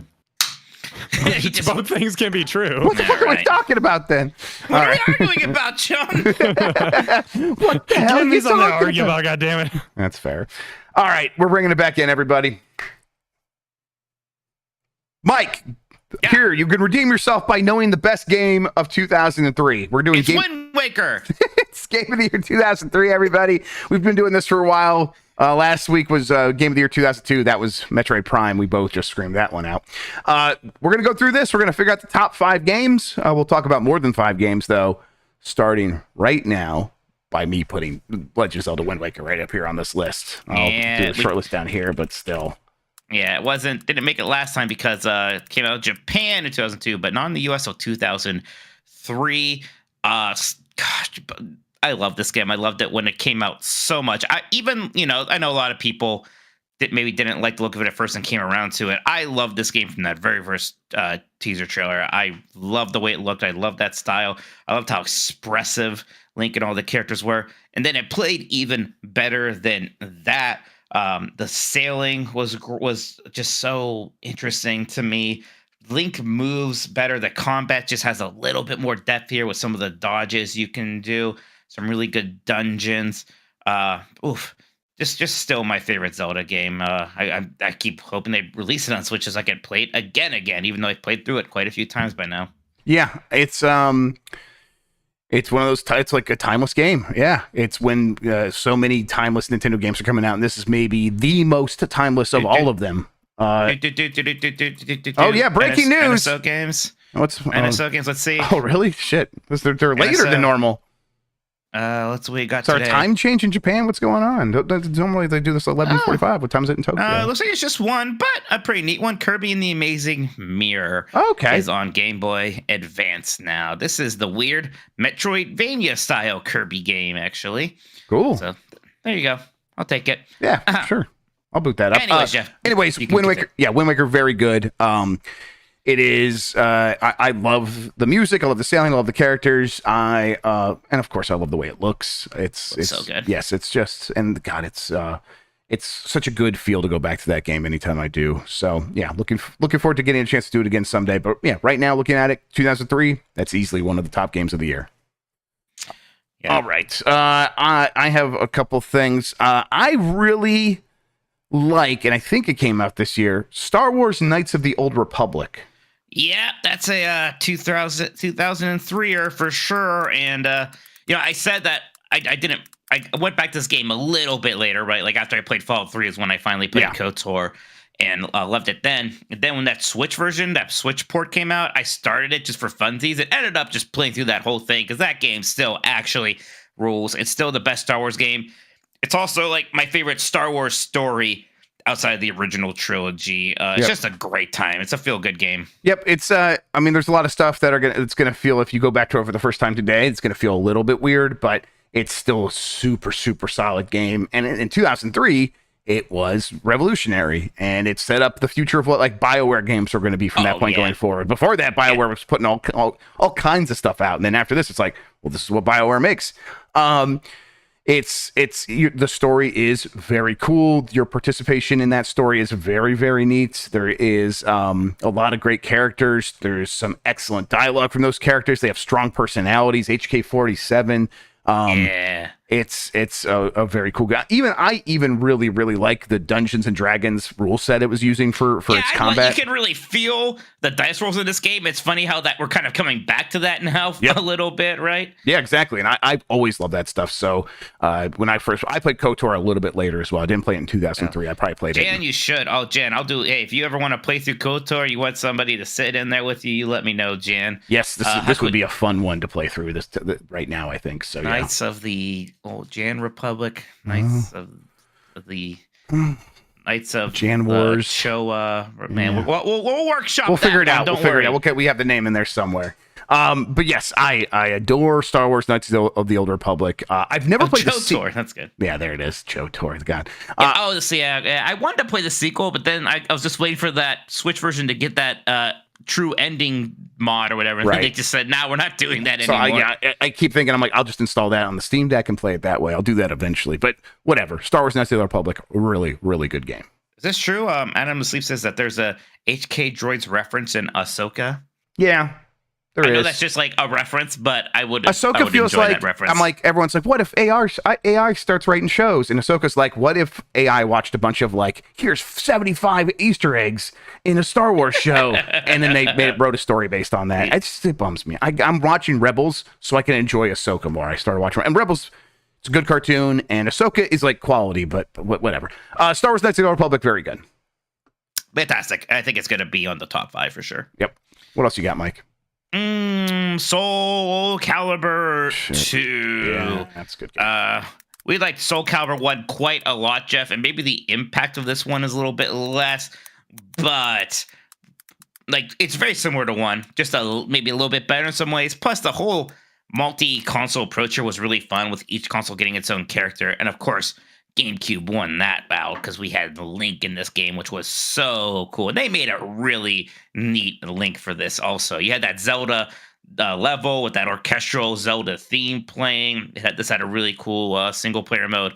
Also, I played a ton of Soul Calibur 2 with my friends. It was great stuff. Yeah, it was Soul Calibur 1 was like that special, like, oh my god, look at this is unbelievable. But then, like we had a lot of high hopes for Soul Calibur 2, and I think I was playing that one on the GameCube. I think I must have been playing on the GameCube, and then it's one that like caught on with like a wider group of friends, and I'd go over to a friend's house and they were playing it too, and we would just play it all the time. And I remember it was early on, and I hadn't bought it yet, and a friend had it, and well, a friend of a friend kind of thing. And we were doing like matches, and he was beating everybody, and no one could figure out like, man, he's just that much better. And then I remember realized, because this is the one that had Link, right? Yeah. So I remember I realized, I'm like, wait, his life bar is filling up. He was playing custom matches, and where like you could have your like special gear on, and he had all this special Link gear on, and it was like his life was coming back. And I'm like, no, don't change it, don't fuck that, don't change it. And I like once I realized what was happening, I played a little bit more defensively, and I was able to beat him, and it was like this huge cheer, like beating this villain that was cheating against us. So it was a good time. Soul Calibur 2, very good game. Right. Yep, absolutely. Do you have one? Yeah, I got a couple, but I'm gonna go with like maybe a longer shot, although not necessarily, because I think this game is fantastic. It's WarioWare Mega Micro Games. That came out then. Yes. Yeah, that's okay. Interesting. Yes, I love WarioWare. Like I love it. It's such a strong idea. It's such a unique thing. It's so funny. It does reinvented Wario. What's that? Oh, even reinvented Wario as a character. Yeah, like reinvented like him with his whole own universe with all these characters that are still going in WarioWare games to today. Because it's like it was actually really well done, and it's like one of these creative endeavors by Nintendo that comes out of nowhere. But when you get your hands on it, you're like, okay, this is just an idea that they worked on and crafted and honed down to this like nugget of something that's like just fantastic, and then they just took it to its logical conclusion, and it's a great game. Yeah, it's just fantastic. I had a lot of good times playing this one on Game Boy Advance, just the way you unlock levels. This is just me testing if you're listening, since last time I talked about how much I liked Link in Soul Calibur 2, and then when it was your turn, you asked me if Link was in Soul Calibur 2. Okay, God, there you are. You're good. Yes, I'm good. Sorry, yes, that's why you were laughing. I was trying to figure out if Soul Calibur 2 was intercapped or not, and I was struggling, and so I stopped listening while I was like, and I went to my mind palace for a second, Mike. You're all good. I'm just giving you shit because it's hey Jeff. Yeah, what's up, man? I'm pretty sure it's not intercapped. It's just all okay. I'm sorry. You don't know. It's been retconned. It was like back. I keep changing it. I don't know. Right. Yeah, I'm not gonna ever commit that to memory because I'm always just gonna look it up. But that's fair. Hey, I went to the mind palace and it had nothing for me. Nothing for you. It was like, why the fuck do you think I'm gonna know? And it didn't know. All right, what else do you got? Prince of Persia: Sands of Time was this year. This was a game that caught a lot of people off guard. This game was really charming. I remember everybody sort of thought at the time really innovative. It kind of took everything by storm a bit. This was a big surprise. Yeah, it was a surprise for me. I mean, I remember hearing good things or reading good things at that point in magazines and stuff. And then when it got the reviews, it was really highly reviewed, and I got it. I remember I got it right away because I was so excited about how into it everyone else was, and I love this game. Love it. I would have, I'd be playing. I remember friends would come over. I'm like, well, listen, hey, it's cool you coming over. This was back in the day when like friends would just do the pop in. And I was just like, come hang out. I'm gonna keep playing my game. And like I remember them like getting into watching me play this game and like really enjoying it. Because again, you're right, the character is very charming, but like the action is actually pretty cool to witness. Especially back then, we didn't have a lot of games with 3D wall running and time reversal. This was the game that made the wall running a thing, man. It really did. And it's like what even at that time, I knew I wanted it. But it's like no game had really figured it out, and this game more than figured it out. It made it feel so cool. The run, then the wall run, then the jump, and then the jump to a high bar where you can do some spins, and you jump off of that, and you do another wall run, and it's all just. And then when you mess it up, it's like, no, that would be stupid to have you start over. Just rewind, try again. It's oh my god, what a great concept! Yeah. And they just made it part of the story, and the prince like trying to like win over the princess. All that stuff was excellent. I think like before this, if you thought like an acrobatic game, you would probably think more of a 3D platformer, and just seeing some of that stuff applied to an action first game was really neat. Yep. Yeah, they really just kind of figured it out first go. I always understood why they went with Assassin's Creed later on, but I'm like, man, I wish there was a world where we could get Prince of Persia at the same time as well. Well, hey, I mean, I know it's different, but that Metroidvania Prince of Persia game is really Oh, fun. I'm no complaints here. So excited that Can't we're wait getting for that. that. Yes. Can't wait to play, Yep. get that full thing. Okay, let's see here. I really also like F-Zero GX. Yeah, F-Zero GX is kind of the standard for that series still in a lot of ways. Not only is it like this really good and really fast racing game, there's a lot of fun personality here. F-Zero TV, just the look of the game, the like animated CG cutscenes and the story mode are actually really cool. Captain This Falcon's game, nipples. Yeah, it's got the it all. nips. Yeah, the Falcon. Show me your boobs. It is a fantastic game. It's it's really good. I mean, the sense of speed is I want to say unmatched. There's other games that seem that fast, but maybe not. They have that sense of speed and that many vehicles at the same time. Where it's like I think 60 vehicles, right? Something like that. Yeah. And I always appreciated that F-Zero could be a game that was fast and like made a lot of effort to ensure that you could keep going fast, even if you were messing up or hitting a wall. It's like, yeah, that's going to slow you down, but it's going to slow you down like 10%. And actually, that's super punishing in a game like this, as opposed to something like Wipeout, a game that I also enjoy. But like, no, like if you hit a wall, you're gonna come to almost a complete stop. And then that game has to do other things like rubber banding to figure out the way to keep it competitive. And it's like, no, it should just be kind of like scrape against the wall a little bit. You keep going, and you're gonna get back to that sense of speed. The whole reason that you're here. They just really figured out this game with F-Zero GX. And there's the sort of combat of like trying to knock other racers out or to take on your rival. It's a really well thought out game. When I enjoy going back to all this time, I wish they would release this one on the Switch as well. I see a couple of Jeff games. Yeah, there's a couple more on here for sure. Yeah, I'm gonna say one of them right now. Maybe you see another one, but NBA Street Volume 2. Yes. This is Maybe literally the best basketball game ever. Literally the game that I wrote Game of the Year for in the Game of the Year book for Jordan. NBA Street Volume 2 is just truly a masterpiece. It's untouched. Yes, yeah, it really is. And it turns basketball into a fighting game, but it also kind of makes it's fun as a single player experience as well, because you can upgrade your character and upgrade your whole team and then do all these amazing moves and figure out how to combine them so that you're getting the most points. So you get the most. If you get points faster, you build up your meter faster, and then you can bank that meter and fill it up again and do this awesome Showtime move that like gets you 3 points. It's complex, but in an approachable way. Well, it builds you up to it. Yeah, it has a clear lineage from NBA Jam, which is a lot of fun. And I like the aesthetic that it is like backyard pickup basketball instead of the giant arena, super pristine, clean ESPN presentation, and right? Great soundtrack, right? EA big presentation instead, and it's like, and they had their own personality, and it was very different, and it's a special game. It's good stuff. Yep. Let's see here. I'm trying to think what other Jeff game you were spotting. Just tell me what else you got there. Mario and Luigi Superstar Saga, Jeff, is your other big one. This is your year, I think, actually. Yes. This is a lot of Jeff games this year. Oh, boy, yes, there are. Man, well, Mario and Luigi Superstar Saga is so good. Just one of the funniest games ever made. Very charming game.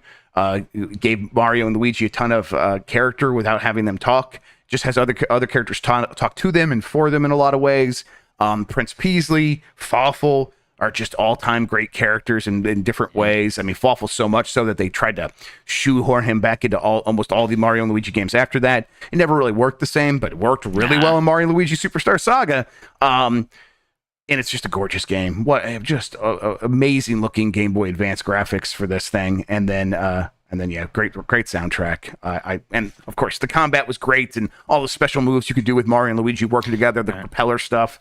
It was just so fun. Like, hey, Mario's the A button, Luigi's the B button, or whichever order it was. Like, that just worked so well, though, so intuitive. Yep, and it's just a fun idea too. And it's I love this game. All right, this is a Mike game. I don't even think we had to shortlist this, Jeff, but I do want to mention that Crimson Sky's High Road to Revenge did come out this year. I still think this is a shame that this is the last entry in this series because it's so fun and it's so creative. This kind of alternate post World War I era thing. So you still have like that kind of pulp B movie vibe with the airplanes. A very underrepresented sort of setting in games.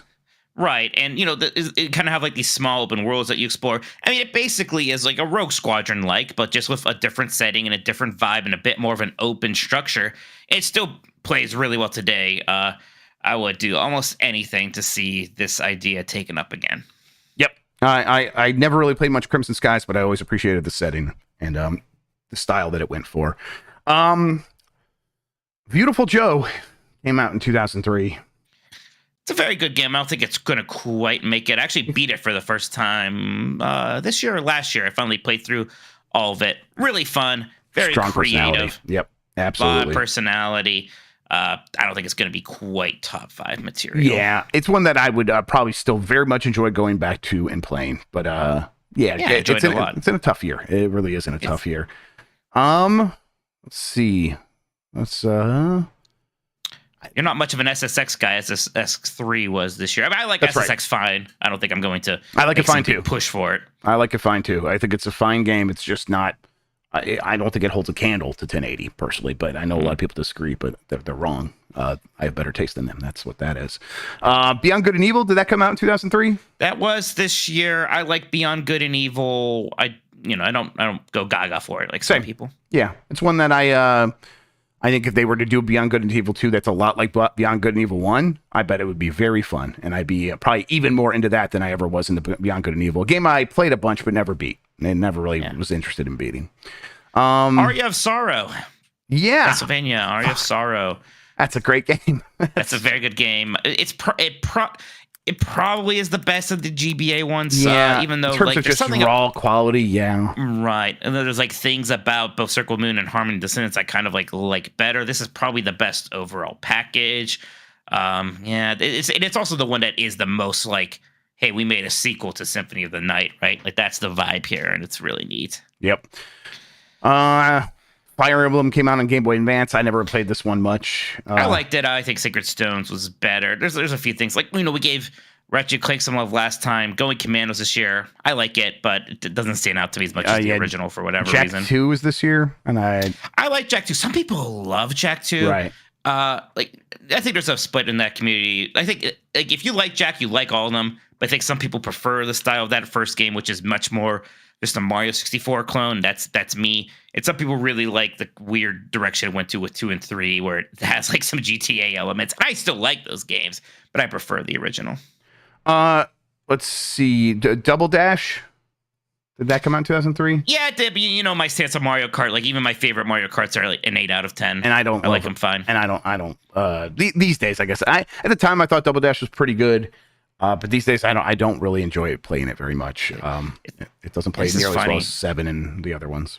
The first Call of Duty came out this year, and it's funny because I remember at the time it like got surprisingly good reviews. Yes, and everybody said it was like the Medal of Honor killer, which is such a funny thing to think about. Turns out it was. Yeah, it very much was. Multiple times it killed Medal of Honor. No one talks about like the original Call of Duty anymore. Like, what would it be like to play? Because it was a PC game, right? It was only on PC, right? So it's right because they made Big Red one when they made console versions. It was a different game. Right. They couldn't just port this over. It was kind of like a fancy thing. Yes, and so, but I remember reading those reviews and wanting to play it really bad and never actually getting around to it. And so when Call of Duty 4 was popping off at that E3 and the beta codes were going out, and I'm like, oh, I'm gonna go try this. I have an Xbox 360. That'll be great. Turns out it was. Let's see if there's anything else. Oh, Simpsons Hit and Run. Do you want to try to get that on the top? I like Simpsons Hit and Run, and I know I just was defending that game loudly. I don't think I need to. It's good. I don't think I need to try to make a game of the year or anything. Okay. Ninja Gaiden for Xbox, was that 2003? Let me see. I didn't see it. Ninja Gaiden. Gaiden. Don't believe so. Don't think it's this year. Okay.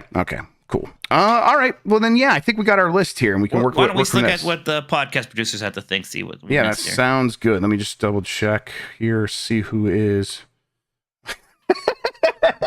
What's what? What? Was anyone listening to the episode that we did where we were talking about that bird board game? Wingspan. It's called Wingspan. I did an episode something. I don't even remember what it was, but Tam was there, and we were talking about this bird board game, and Tam was making fun of it, and then he goes, "I just bought it," and I thought he was joking. He just texted me, "Why did I buy that fucking bird board game? I am losing it. I don't even know who I am anymore. I only like one bird, crows." What a funny text message. I only like one bird, Chris. I don't know what to say to you. I don't know what to say to you. Okay, there we go. Oh, was it the same day? Was it the same day that you rated a French streamer that was playing that game? Yes, it was. Yes, it was. And everybody was very confused in that raid. Yeah, I'm sure they were. You know what? I don't care. It's a raid. Who cares? Okay. Let's see what the community has to say. And by then, I mean, no, I think I got it ready already. Let's go here. Yeah. Yes, there we are. Okay. So our community chimed in and they mentioned, for example, Mr. Bowler said Wind Waker for best game, Soul Calibur 2 for honorable mention. Villain Max is Mega Man Battle Network 3. And the best in a great series of games that got much deserved love with the collection released this year. That collection did very good. This is the one I hear people talk about, Battle Network. People like the most. This is the one I was playing through when I started. And, I mean, I was liking it. It is still, it's definitely a kid's game, Jeff, in a lot of ways, but I was enjoying it. Cranchus McBasketball says Wind Waker, Knights of the Old Republic, Tony Hawk's Underground. Thug is also a very good game. It is. And then he says Justice for Eric Sparrow, Jedi Academy, and Mario and Luigi Superstar Saga. Whoa! Mike, what do you think about Jedi Academy?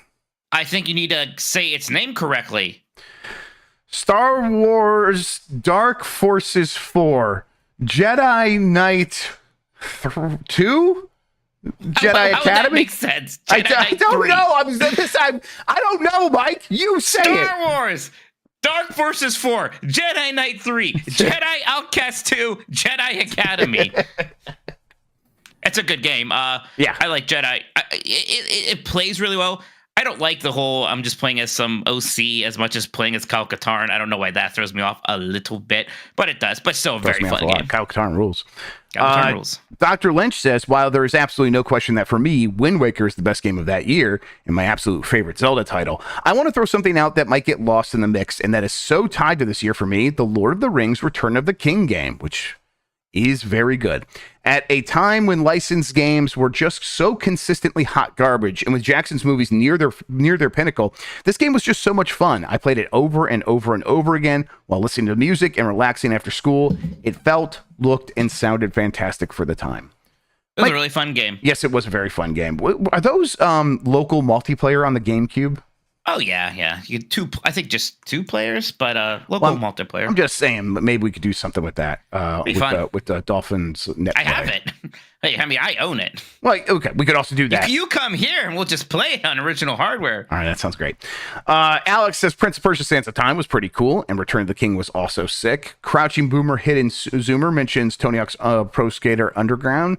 That game is pretty fun. The level design and goals start to feel stale towards the end, but the overall gameplay loop is still Tony Hawk. We should probably talk about Thug. I do like Thug, but again, like my reverence for the franchise does drop off pretty sharply after 3. I know you like 4 more than I do. What do you think about Thug? Thug was it's a very good game. It's a fun game. Sure. It's not one of the best games in 2003 though. It's not. Yeah, I mean, I think the formula was better with 3 and 4. Yeah. But Thug's fun. Daniel says very nostalgic year for me. We got Pokemon Ruby Sapphire, WarioWare Inc. Mega Micro Games, Final Fantasy Tactics Advance. Oh shit, that's a very good game. Dead or Alive Extreme Beach Volleyball, Tony Hawk's Underground, and Wind Waker. The remake is coming any day now. Right Meatbag says always be clothing / corgis for Star Wars Knights of the Old Republic. Man, I am just full on and never expecting that remake mode. And I'm like, that's fine with me. Like, I still like the original so much, but yeah, I'm not expecting it. Not expecting it either. For Dr. Ryan, because that's like under Embracer Group now, right? Like fully under Embracer Group. Yes. Yeah. So good luck with that. Good. Have fun. Dr. Ryan says 2003 is the year that breaks my heart too, because I truly can't choose between Wind Waker and KOTOR. Wind Waker is the perfect and best Zelda, but KOTOR is the single greatest Western RPG ever made and BioWare's best creation. I got to see both on this list. I think both will be on. I think you're in luck.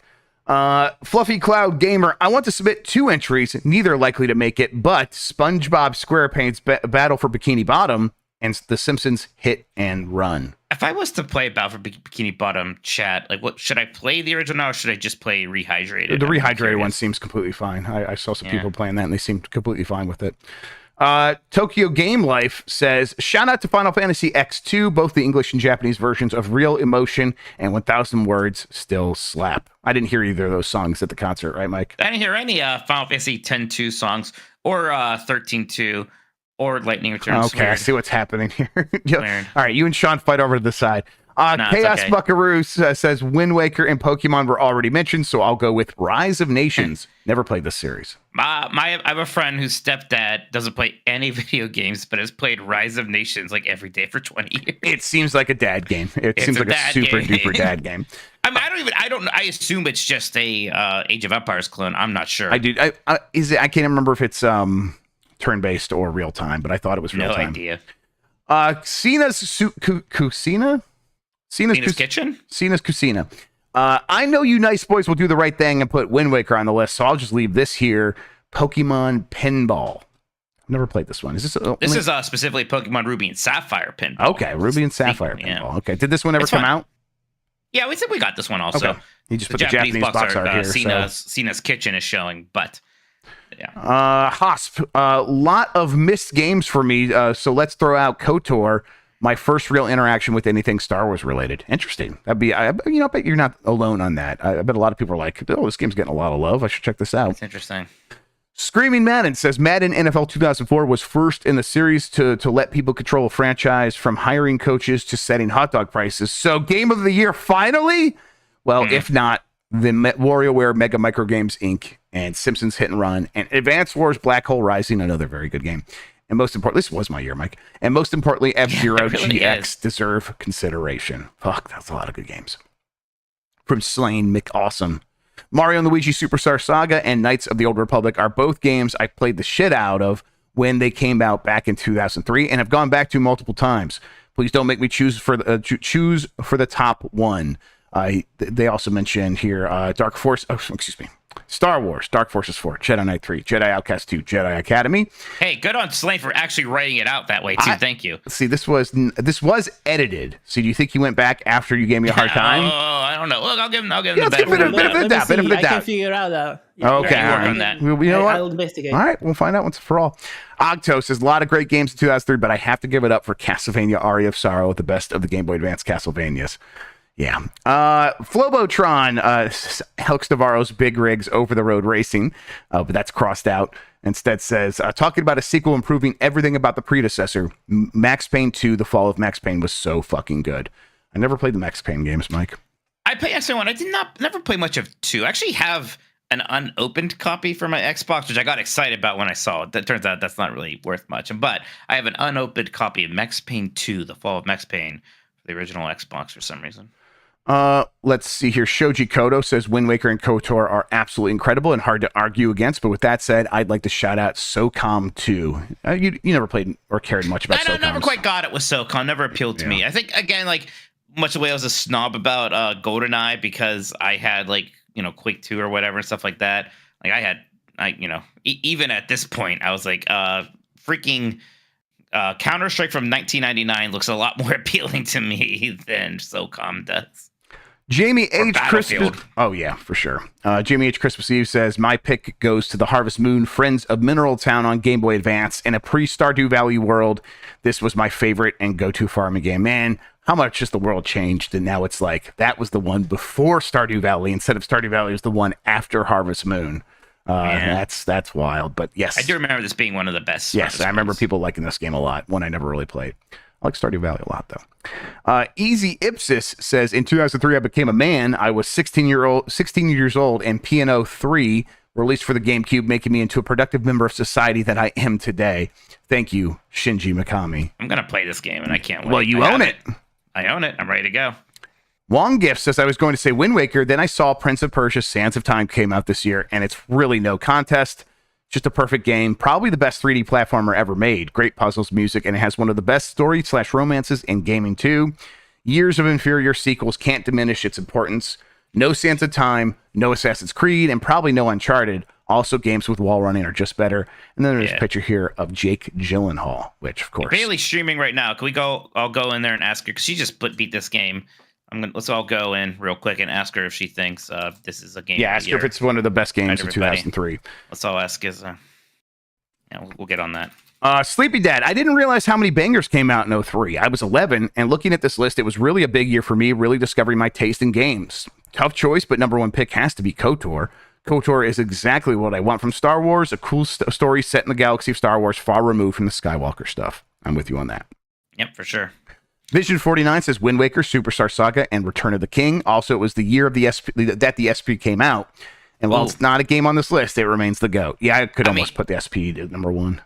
I mean, you absolutely see that we are at the height of the Game Boy Advance's power right now. Yep, and like a lot of evidence for Game Boy Advance being one of the best consoles ever made, for sure. Yep. Jackie G, you didn't give me Majora's Mask or Oracle of Ages, so I guess third time's the charm. Please consider Wind Waker. Please. All right, we'll consider it. We'll see what we can do.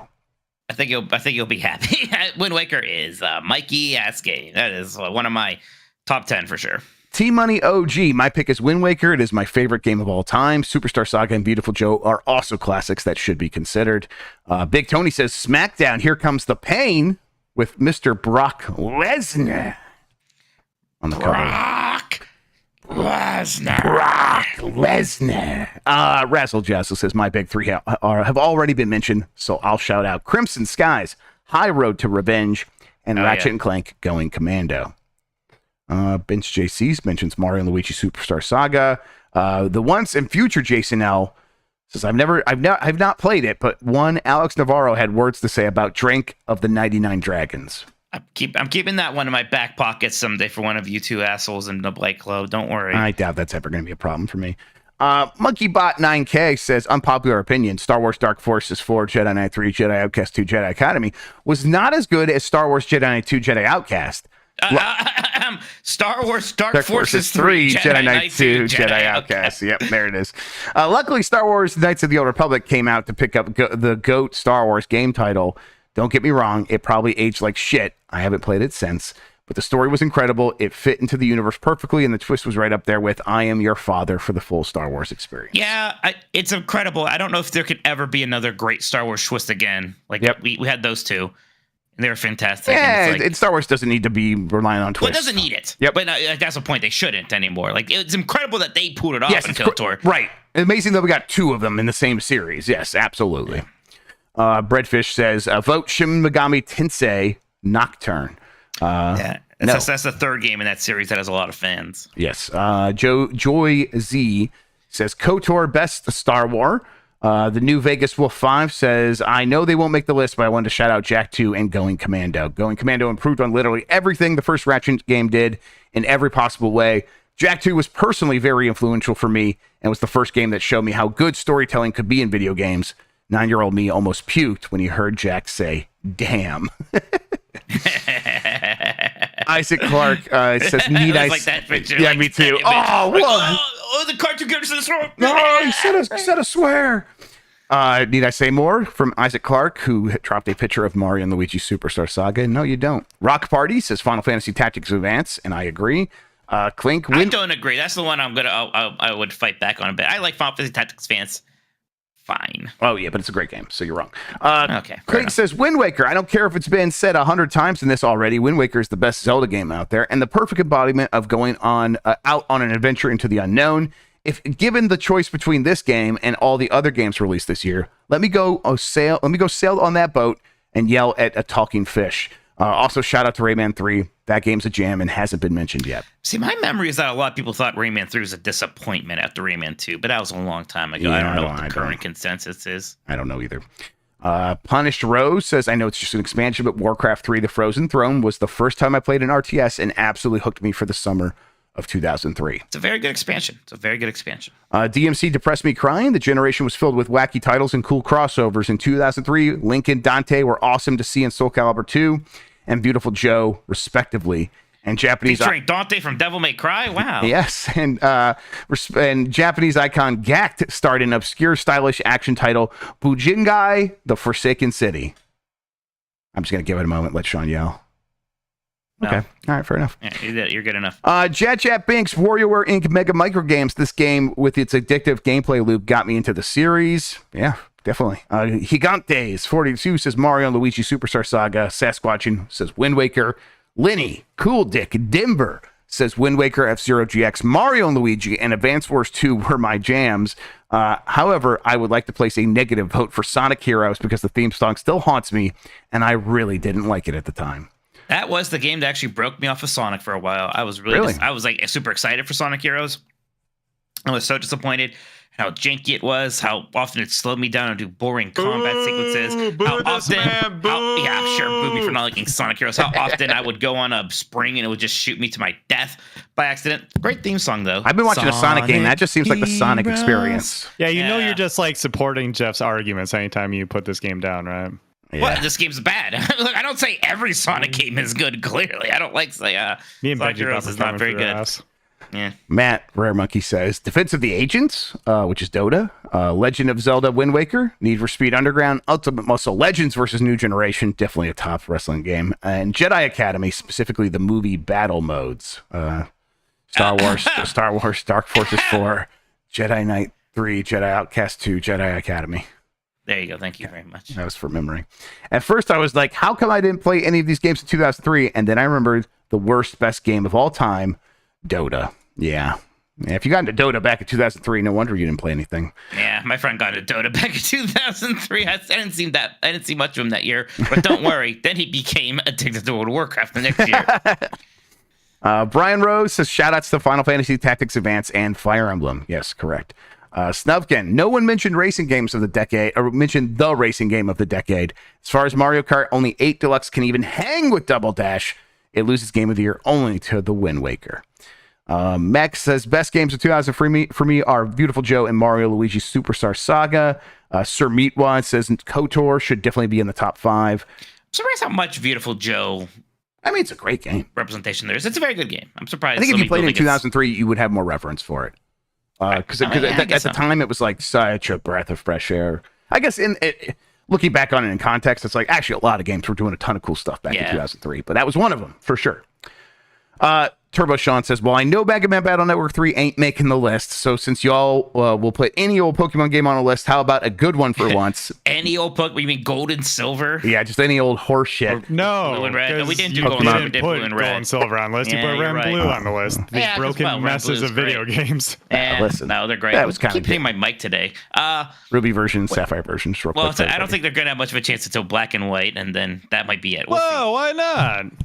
What Diamond and Pearl? You think there's? I just find it hard to believe going forward there are going to be 5 games better than that year's Pokemon game, but we'll see. We'll see. All right, nobody in chat, nobody in Patreon said NBA Street Volume 2. That's interesting. Yeah, they're heathens. We know this about them by now. You guys all need to get some Jesus in your life. Is what you need. Game of the Year 2003. The short list: The Legend of Zelda: The Wind Waker. Star Wars Knights of the Old... Is it The Wind Waker or Wind Waker? I always forget myself, and whichever one... I think it is just Wind Waker. Now I'm going to look, and because that, it's going to be The Wind Waker. Yeah, right, exactly. Star Wars Knights of the Old Republic, Soul Calibur 2, WarioWare Incorporated, Mega Micro Games, ! It is The Wind Waker. Of course it is. Jesus, fucking, I hate that shit. Every time Yep. Soul Calibur 2, WarioWare Inc., Prince of Persia, Sands of Time, F-Zero GX, NBA Street Volume 2, Mario and Luigi Superstar Saga, and Castlevania Aria of Sorrow. Fuck. And there's only 4 slots left because I just put The Legend of Zelda: The Wind Waker at number 1. Now, it's probably my number 1. Are you like also? Like, I'm not super married to that. If you want, like, to me, number 1's probably that or KOTOR. So that's where I'm at too. Yeah, if you think strongly it should be KOTOR, I wouldn't put up much of a fight about that, to be honest. No, I think the timelessness of Wind Waker kind of trumps everything else here. I mean, there's other timeless games on here, but Wind Waker truly is it's very special. Then honestly, like, I think like KOTOR should, be 2 or at least on there. And then I'll give you some deference, Jeff. This is very much a you year here. Yeah. I'll give you some advice. I'll give you some guidance, but yeah, I for me, I think, okay. So I do also want to put KOTOR at number 2. I love that game. The 2.5 times I've played it in my life, I've always enjoyed it. Never had a bad moment with it, even though people like kind of are over it a little bit, I guess, these days. Some people are. For me, I'm like, no, I still love KOTOR. God, it's tough, but for me, I think number 3 probably is NBA Street Volume 2, and then Mario and Luigi Superstar Saga, and then, God, it's tough. It's real hard. But I love Soul Calibur 2, Sands of Time Support. What are you thinking? I think Sands of Time's kind of what I lean towards, but boy. I think you kind of have to. It was good and also important and just interesting. And it's almost the most 2003 game in a lot of ways, you know? Yes, it is. Man, this is such a stacked year for me. It's really hard to leave off Soul Calibur 2. It's hard to leave that off. It's hard to leave off WarioWare. It's Aria of Sorrow, just a fucking another perfect game from a series of games that has multiple perfect games in it.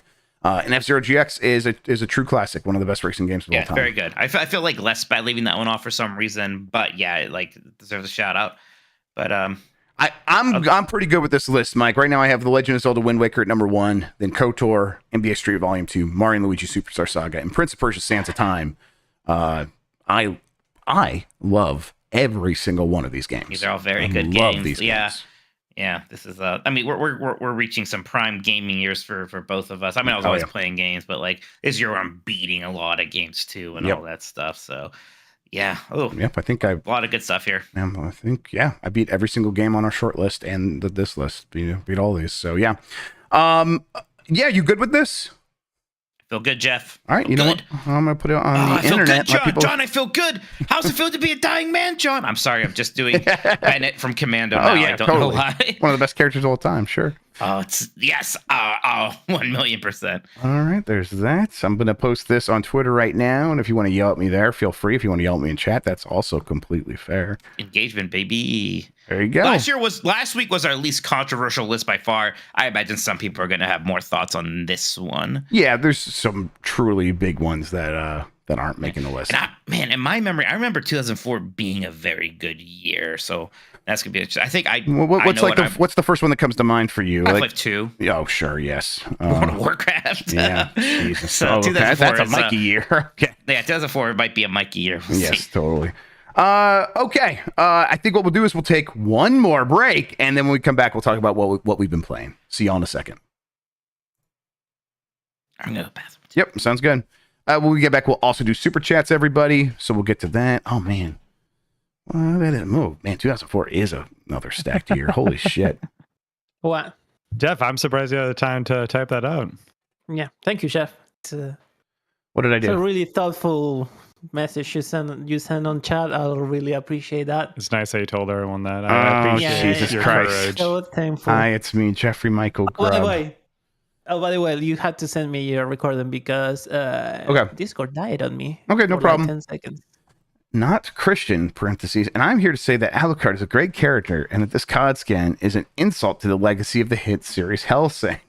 That's true. That's how I feel in my heart. Absolutely. Mm-hmm. I do believe that Alucard is a great character, though, in Castlevania. Absolutely. We love all the we love all the Alucards. Oh yeah, no bad Alucards. Definitely. Yeah, no bad Alucards. Yes, all Alucards are beautiful. You're welcome, Pikunagi. I have your back.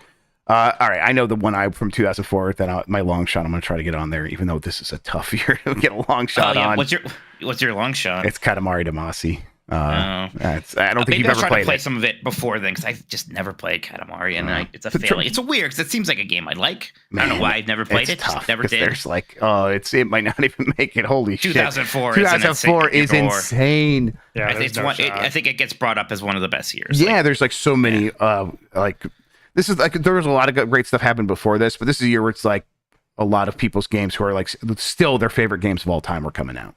Yeah. Oh my god. Okay. So, I forgot Snake Eater. Oh, this game this year is insane. Yeah. Oblivion. Yep. Paper Mario. Thousand Year Door. Yep. Wait, there's no way Oblivion is 2004. Wait, no, that's wrong. It's a 360 game. Yeah, it's a 360 game. What am I? Oh no, I got that mixed Morrowind? up. Yeah, but no, Morrowind came out before this, but I must be thinking about Morrowind. Okay.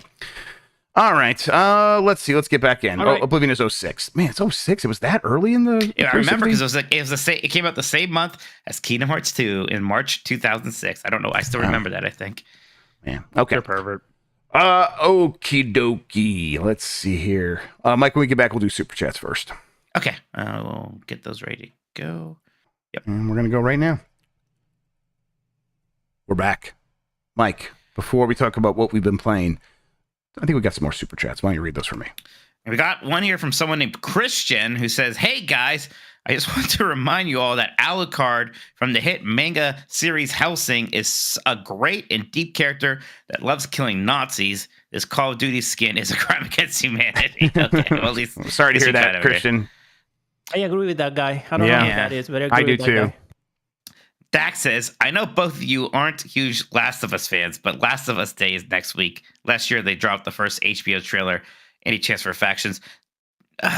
Jeff, I'm trying not to be cynical and make some snarky comment about the fact that there even is a Last of Us Day, but I'm ignoring that too. My daughter came home from school today, and my wife was complaining about her job because it's a job. My wife and Emmy's like doing something else, but she's always listening to everybody. And then my wife explains like one of these problems that's happening about what a fellow coworker, and Emmy's like, "You should use your ignore powers." And that's what I'm using right now. My powers to ignore something. And that something is fucking The Last of Us Day. It is an incredible power. I mean, okay, but also they're not going to drop factions. It wasn't that long ago when they were like, factions is kind of in trouble. Like a little tug on the collar about factions. They're like, "Hey, we had another studio come in, Bunchy, and just fuck us up. So no thanks." Bunchy was not impressed. Yeah. There'll probably be something though. Probably some screenshots from I don't know season 2 of the show, right? Yeah, are they filming yet? I have no idea. Well, maybe they're filming. Maybe they're going to like announce. Well, they can't film it. There's a strike. Right, never there's an mind. actor So strike. never mind. Maybe did they film anything? Honestly, they probably don't say shit because that's just going to get people talking about. Hey, when's that season going to come out? Probably never, huh? With all the fucking actors striking, and the writers. Okay. Yeah, that's tough. Michael Leary says, technically there was a Dracula sequel co-written by Bram Stoker's great-grandnephew in 2009, the last branch of the Nepo baby tree. Can you imagine being just the great-grandnephew and thinking that gives you the right to write a sequel to Dracula? Like, I mean, even being the son of somebody with what's his name, with the fucking Silmarillion. J.R.R. Tolkien. Yeah, his son did a lot of that work. Christopher Tolkien. And he did a pretty okay job, but even that I'm like, but he didn't do a lot of original. He only was like, "Hey, I found more of my dad's transcripts, and I'm going to edit them." Yes, but even that, I know, even that, yeah, that kind of gets me a little bit, but whatever. Yeah. My whole life is dedicated to working on my dad's trash. Yeah, yeah, with the stuff he threw on the floor. Yes, exactly. Yeah. Nothing but respect to Mr. Christopher Tolkien, who I actually think is quite dead when I think about it. Yeah, and you know what? We're better off for it. Wow, Jesus Christ. Damn. I'm not being my God. Tolkien. Jesus Christ. We got it, ladies and gentlemen. We did it. And I'm the one who's going to go to jail just because it was a president? Well, hey, sorry, bud. Epic Wallpapers says, playing Resident Evil 4 remake separate ways. I'm with Mikey. Game of the year. Yeah. Like get another one in your corner. X-Core says Mike's camera is off. I think that's back when my camera, when you had me blocked for a second. That never happened. You fixed that. We're all good. Oh, yeah. Connell Wood says, don't forget 2003 includes the N-Gage launch games. Shit, Jeff, we have to go back. We got to throw it all out. We got to start over. We forgot about the N-Gage. All right. Man, the N-Gage was 2003. For some reason, I thought it was a little bit later than that. That's well, messed they kept up. they did another launch a few years later. Maybe it wasn't a few. Back then, it probably felt like a few years. Maybe it was like 1 year later. But yeah, because that was like the side talking thing, and that happened with the second. Taco. Yeah, that happened the second version though. Because I don't think the original version had side talking. That was early internet meme stuff. Yeah, but I don't think it was a big relaunch. I don't know. There was there was effectively a relaunch back then, but I don't know if that was side talking or not. Big Fresh 37 says, should I worry about Xbox backwards compatibility? Excuse me, if they go ARM. Yeah, worry about it, but I don't know if you should do a super big worry. What's up? You're showing us your browser, by the way. Yep, I know. Yeah, it's 100% deliberate. About to educate these fools. Oh, what's this about? Okay. What website is this? This is sidetalking.com. Oh no. Is this about the N-Gage? Yeah. Here's the fun. What? There is 100% something problematic somewhere on this page. Yeah, kind of immediately. Here's side talking where everyone would That's a boob. Yeah, this is side talking into a boob, sure. Everyone would take their different devices and pretend to side talk in it, like with their Jeff. Nokia Engage. Is this what you thought was funny? Oh yeah, This was a thing for a while. Oh, absolutely. Totally Yes, I 100% admit I thought this was funny. This is what we thought. This is what we had back in the depression era of the internet. Big Fresh 37 also asked, are y'all going to play Thunder Ray?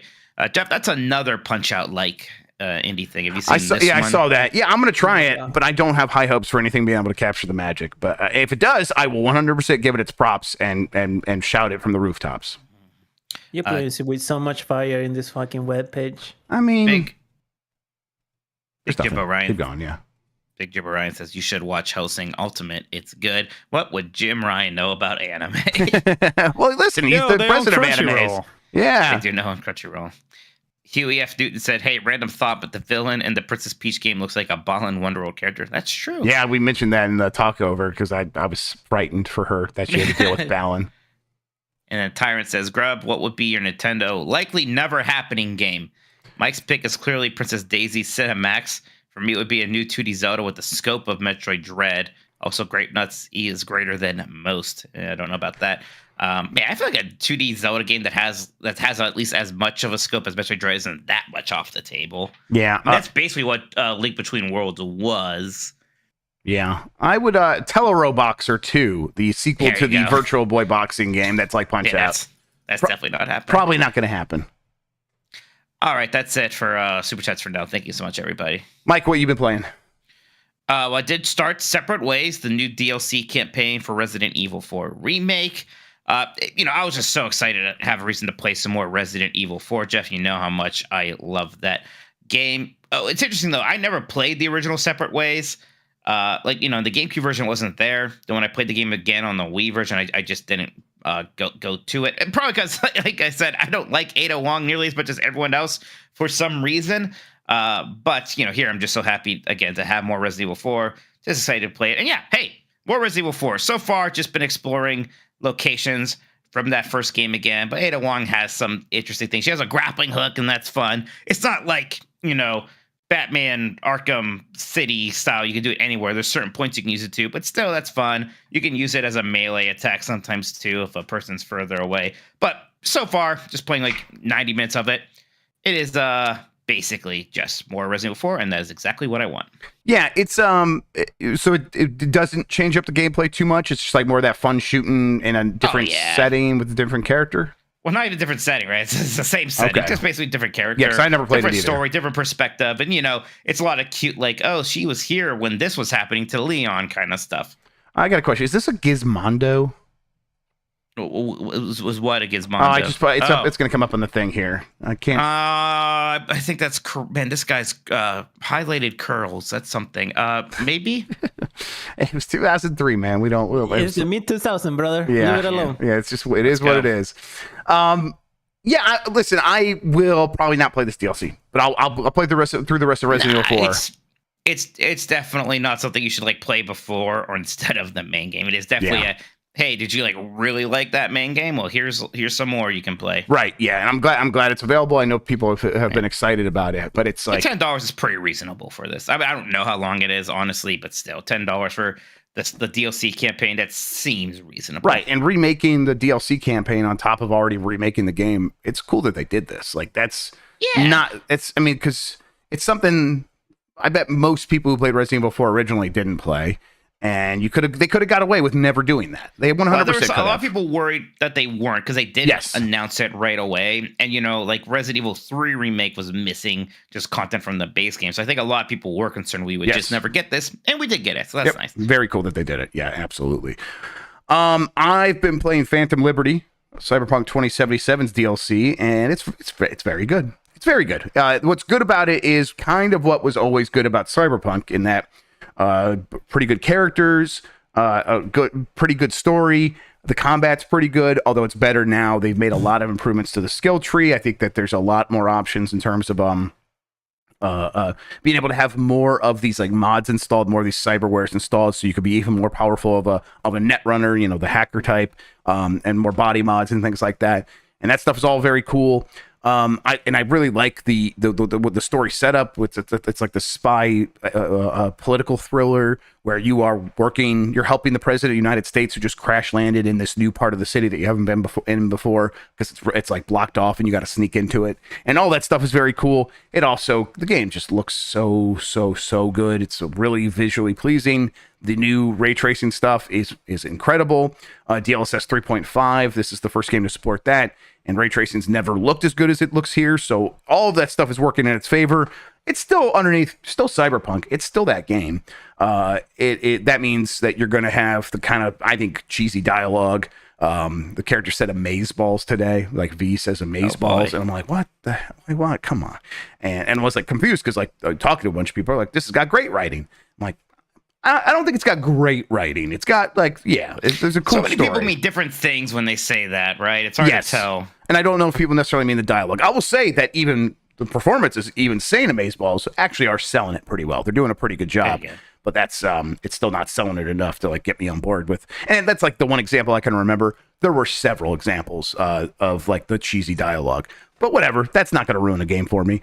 And nothing's really ruining this game for me other than it's like I kind of always imagined Cyberpunk. I imagined. They always promised Cyberpunk kind of like an immersive sim where it's like a very reactive world and you would be able to like kind of pick and choose your own way through it. And no, it's kind of, you're going to go in there, you're going to go to the waypoint. Maybe it'll have you search for the waypoint inside of a cordoned off box. Once you're inside there, it's like actually find the point of interest now. And like, that's not exactly exciting or something like that. But it's like, no, if you want to go in here and experience a cool cyberpunk world, meet some neat characters, hang out with a sexy president lady, and then meet Idris Elba, if all that stuff sounds cool to you, this is going to deliver for you. And I get why some people are super into it, but don't expect this to be some completely rewriting the history of cyberpunk. It's still cyberpunk. So when I play Cyberpunk for the first time, which I'm going to do here soon, should I just, because I'm going to be doing that 2.0 version, right? So even the main game's a lot different now. Should I do the main game, you think, or should I just head straight to this Phantom Liberty stuff? What I would do is, you're going to start a new character. You're going to have to do I would imagine, I didn't restart, even though they recommend restarting. There's just no way I'm doing that because I don't want to do this beginning stuff again. But you're going to have to do the beginning stuff again where, you meet Jackie and probably do a little bit of a heist and stuff like that. Is Jackie Keanu Reeves? No, Jackie's Johnny Silverhand, and he's in your head, and you'll meet him as well. But Jackie's like your best real world friend. And all the stuff that happens with him. You just said Jackie's Johnny Silverhand. You mean Keanu is? Yeah, sorry. Keanu is Johnny Silverhand. Jackie is your best real world friend. So I would start. I would do a kind of all the stuff that like feels about right in the main story, and then if you feel like okay, I kind of want to go see what that Phantom Liberty stuff is, go do it because it's very good. And honestly, it's so beefy that might be the game to play at this point. Playing through that might be even better. Because I listen, as good as people thought the story was in Cyberpunk, it doesn't end in some spectacular way. It kind of fizzles out, in my opinion, a little bit. I remember when I played Oblivion, it was a few years after it came out, and I was just kind of wandering around and accidentally stumbled into the Shivering Isles expansion, so that was the first thing I did when I played that game. It's actually a really fun way to do that. And then I did everything else after that. Yeah, I think you would be, if that's kind of what happens here, I think, again, you would stumble into it after doing some intro stuff. But if you did that here, I think you'd be totally fine. And you're going to get the call from the NPC, like, hey, we need your help in Pacifica. The president's plane's about to go down. And that's pretty compelling. Like, I want to see what's happening. Is he going to get transported to an anime world like Ni no Kune 2? No, presidents could be women too, right? Mike. Wow. But yes, that's absolutely what's going to happen to her. All right. I don't know. I'm going to stick with it because I mean, a big part of it is like I got this 4090. Apparently in the U.S. they can't, Jeff. Apparently they can't. Well, this is the new United States of America, so the NUSA, so it's a little bit different. Maybe they're better off than we are. Doesn't seem like new it. Metal compared to normal metal? Yes, exactly. It's NU. Yeah. Yes, umlaut over the U. Yeah, absolutely. I'm enjoying it. I'm going to stick with it for at least for a little bit. There's other games I want to keep playing. I'm definitely still playing Armored Core 6 now that the save bug is out of my way. I'm making some progress there. And there's other things. I want to play Resident Evil 4 in a couple weeks, but there's stuff coming up soon. But I think I got a little block right here for it. Where if I stick with this, I can probably get through it. You know what's a shame? No one's gonna play Crew Motorfest, and I think that game's actually really good. Yeah. I actually like that game. I'm surprised how much I like it. It's like when I'm playing it, in a lot of ways, I'm like, I think I just like this better than the last Forza Horizon. Now, maybe if I really played them back like next to each other, I would see why Forza Horizon controls better or feels better. But I kind of like the setting in Motorfest more. It doesn't have as much map barf, which I appreciate, and it's really neat how you can be in an airplane. You can switch to an airplane whenever and sort of use that to quickly get around the island. That feels great. I thought you hated when the Ubisoft games had flying things you can go into and look at the island. No, that's different because like the bird is just basically a stupid Drone, like, yeah. It's a drone. This is actually. I already made that aeroplane. joke during the quick look, Jeff. You can't steal that from me. Shit. All right. What else you been playing, Mike? I mean, yeah, the Crew was the one that I would encourage people to check out. I think it is surprisingly good. The playlist system is a lot of fun there. There's a lot of content there and a lot of variety. But more Sea of Stars, still really enjoying that, playing that every night. And more Mortal Kombat 1. I've still been having fun playing that game just online, getting good with Smoke. Feeling pretty good about that. So I'll probably be playing that for quite a while longer still. But yeah, Jeff, I'm still throwing down the challenge to you for my F-Zero to Hero challenge. Yeah, let's just we'll do that next week sometime. We'll pick a day and we'll make it happen. Sean, remind me to talk about that in the meeting on Monday.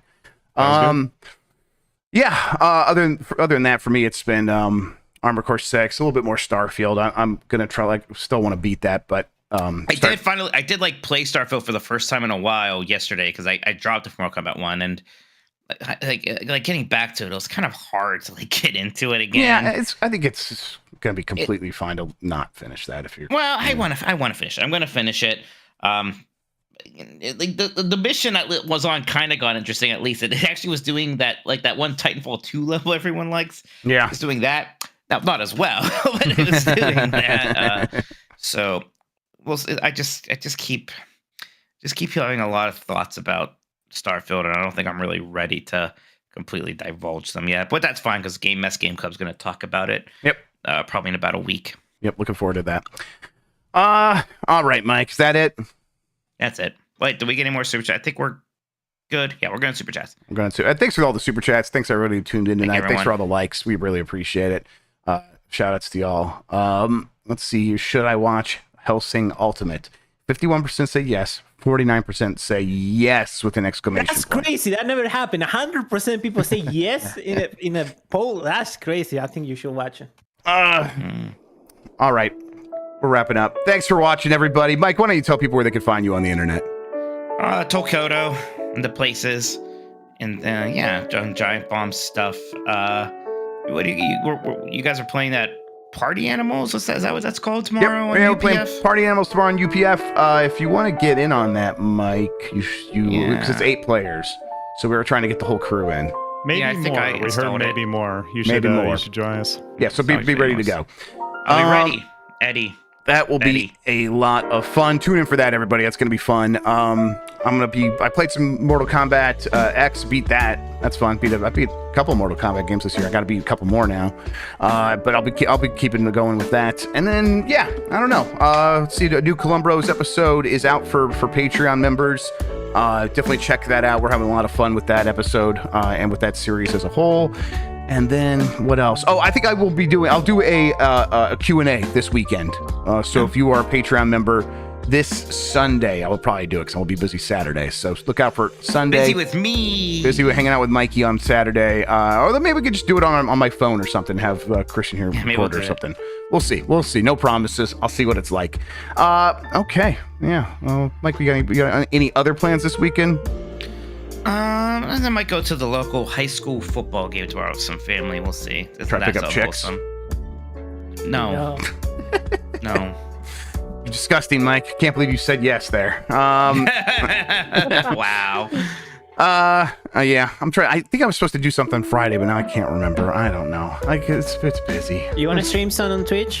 You should stream some. I would love to stream some on Twitch. Yeah. The problem is all the games I keep playing, I'm trying to stay on top of stuff. Wow, everything's fucking embargoed.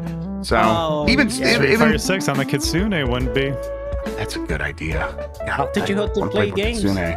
I love to be taught how to play games. That would be nice. I do want to stream. I'll definitely be doing the Q&A, and then maybe I'll have time to stream after that. We'll see. Thanks for watching, everybody. Until next time, have a good one. Take care of yourself, and goodbye.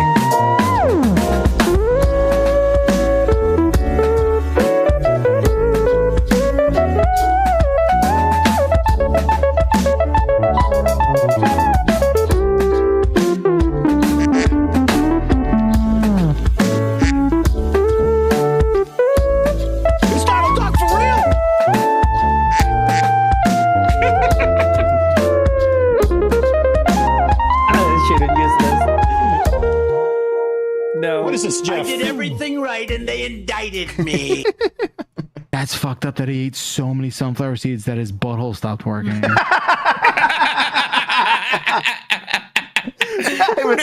What is that? Was that from the last? Okay. All right. I get it now.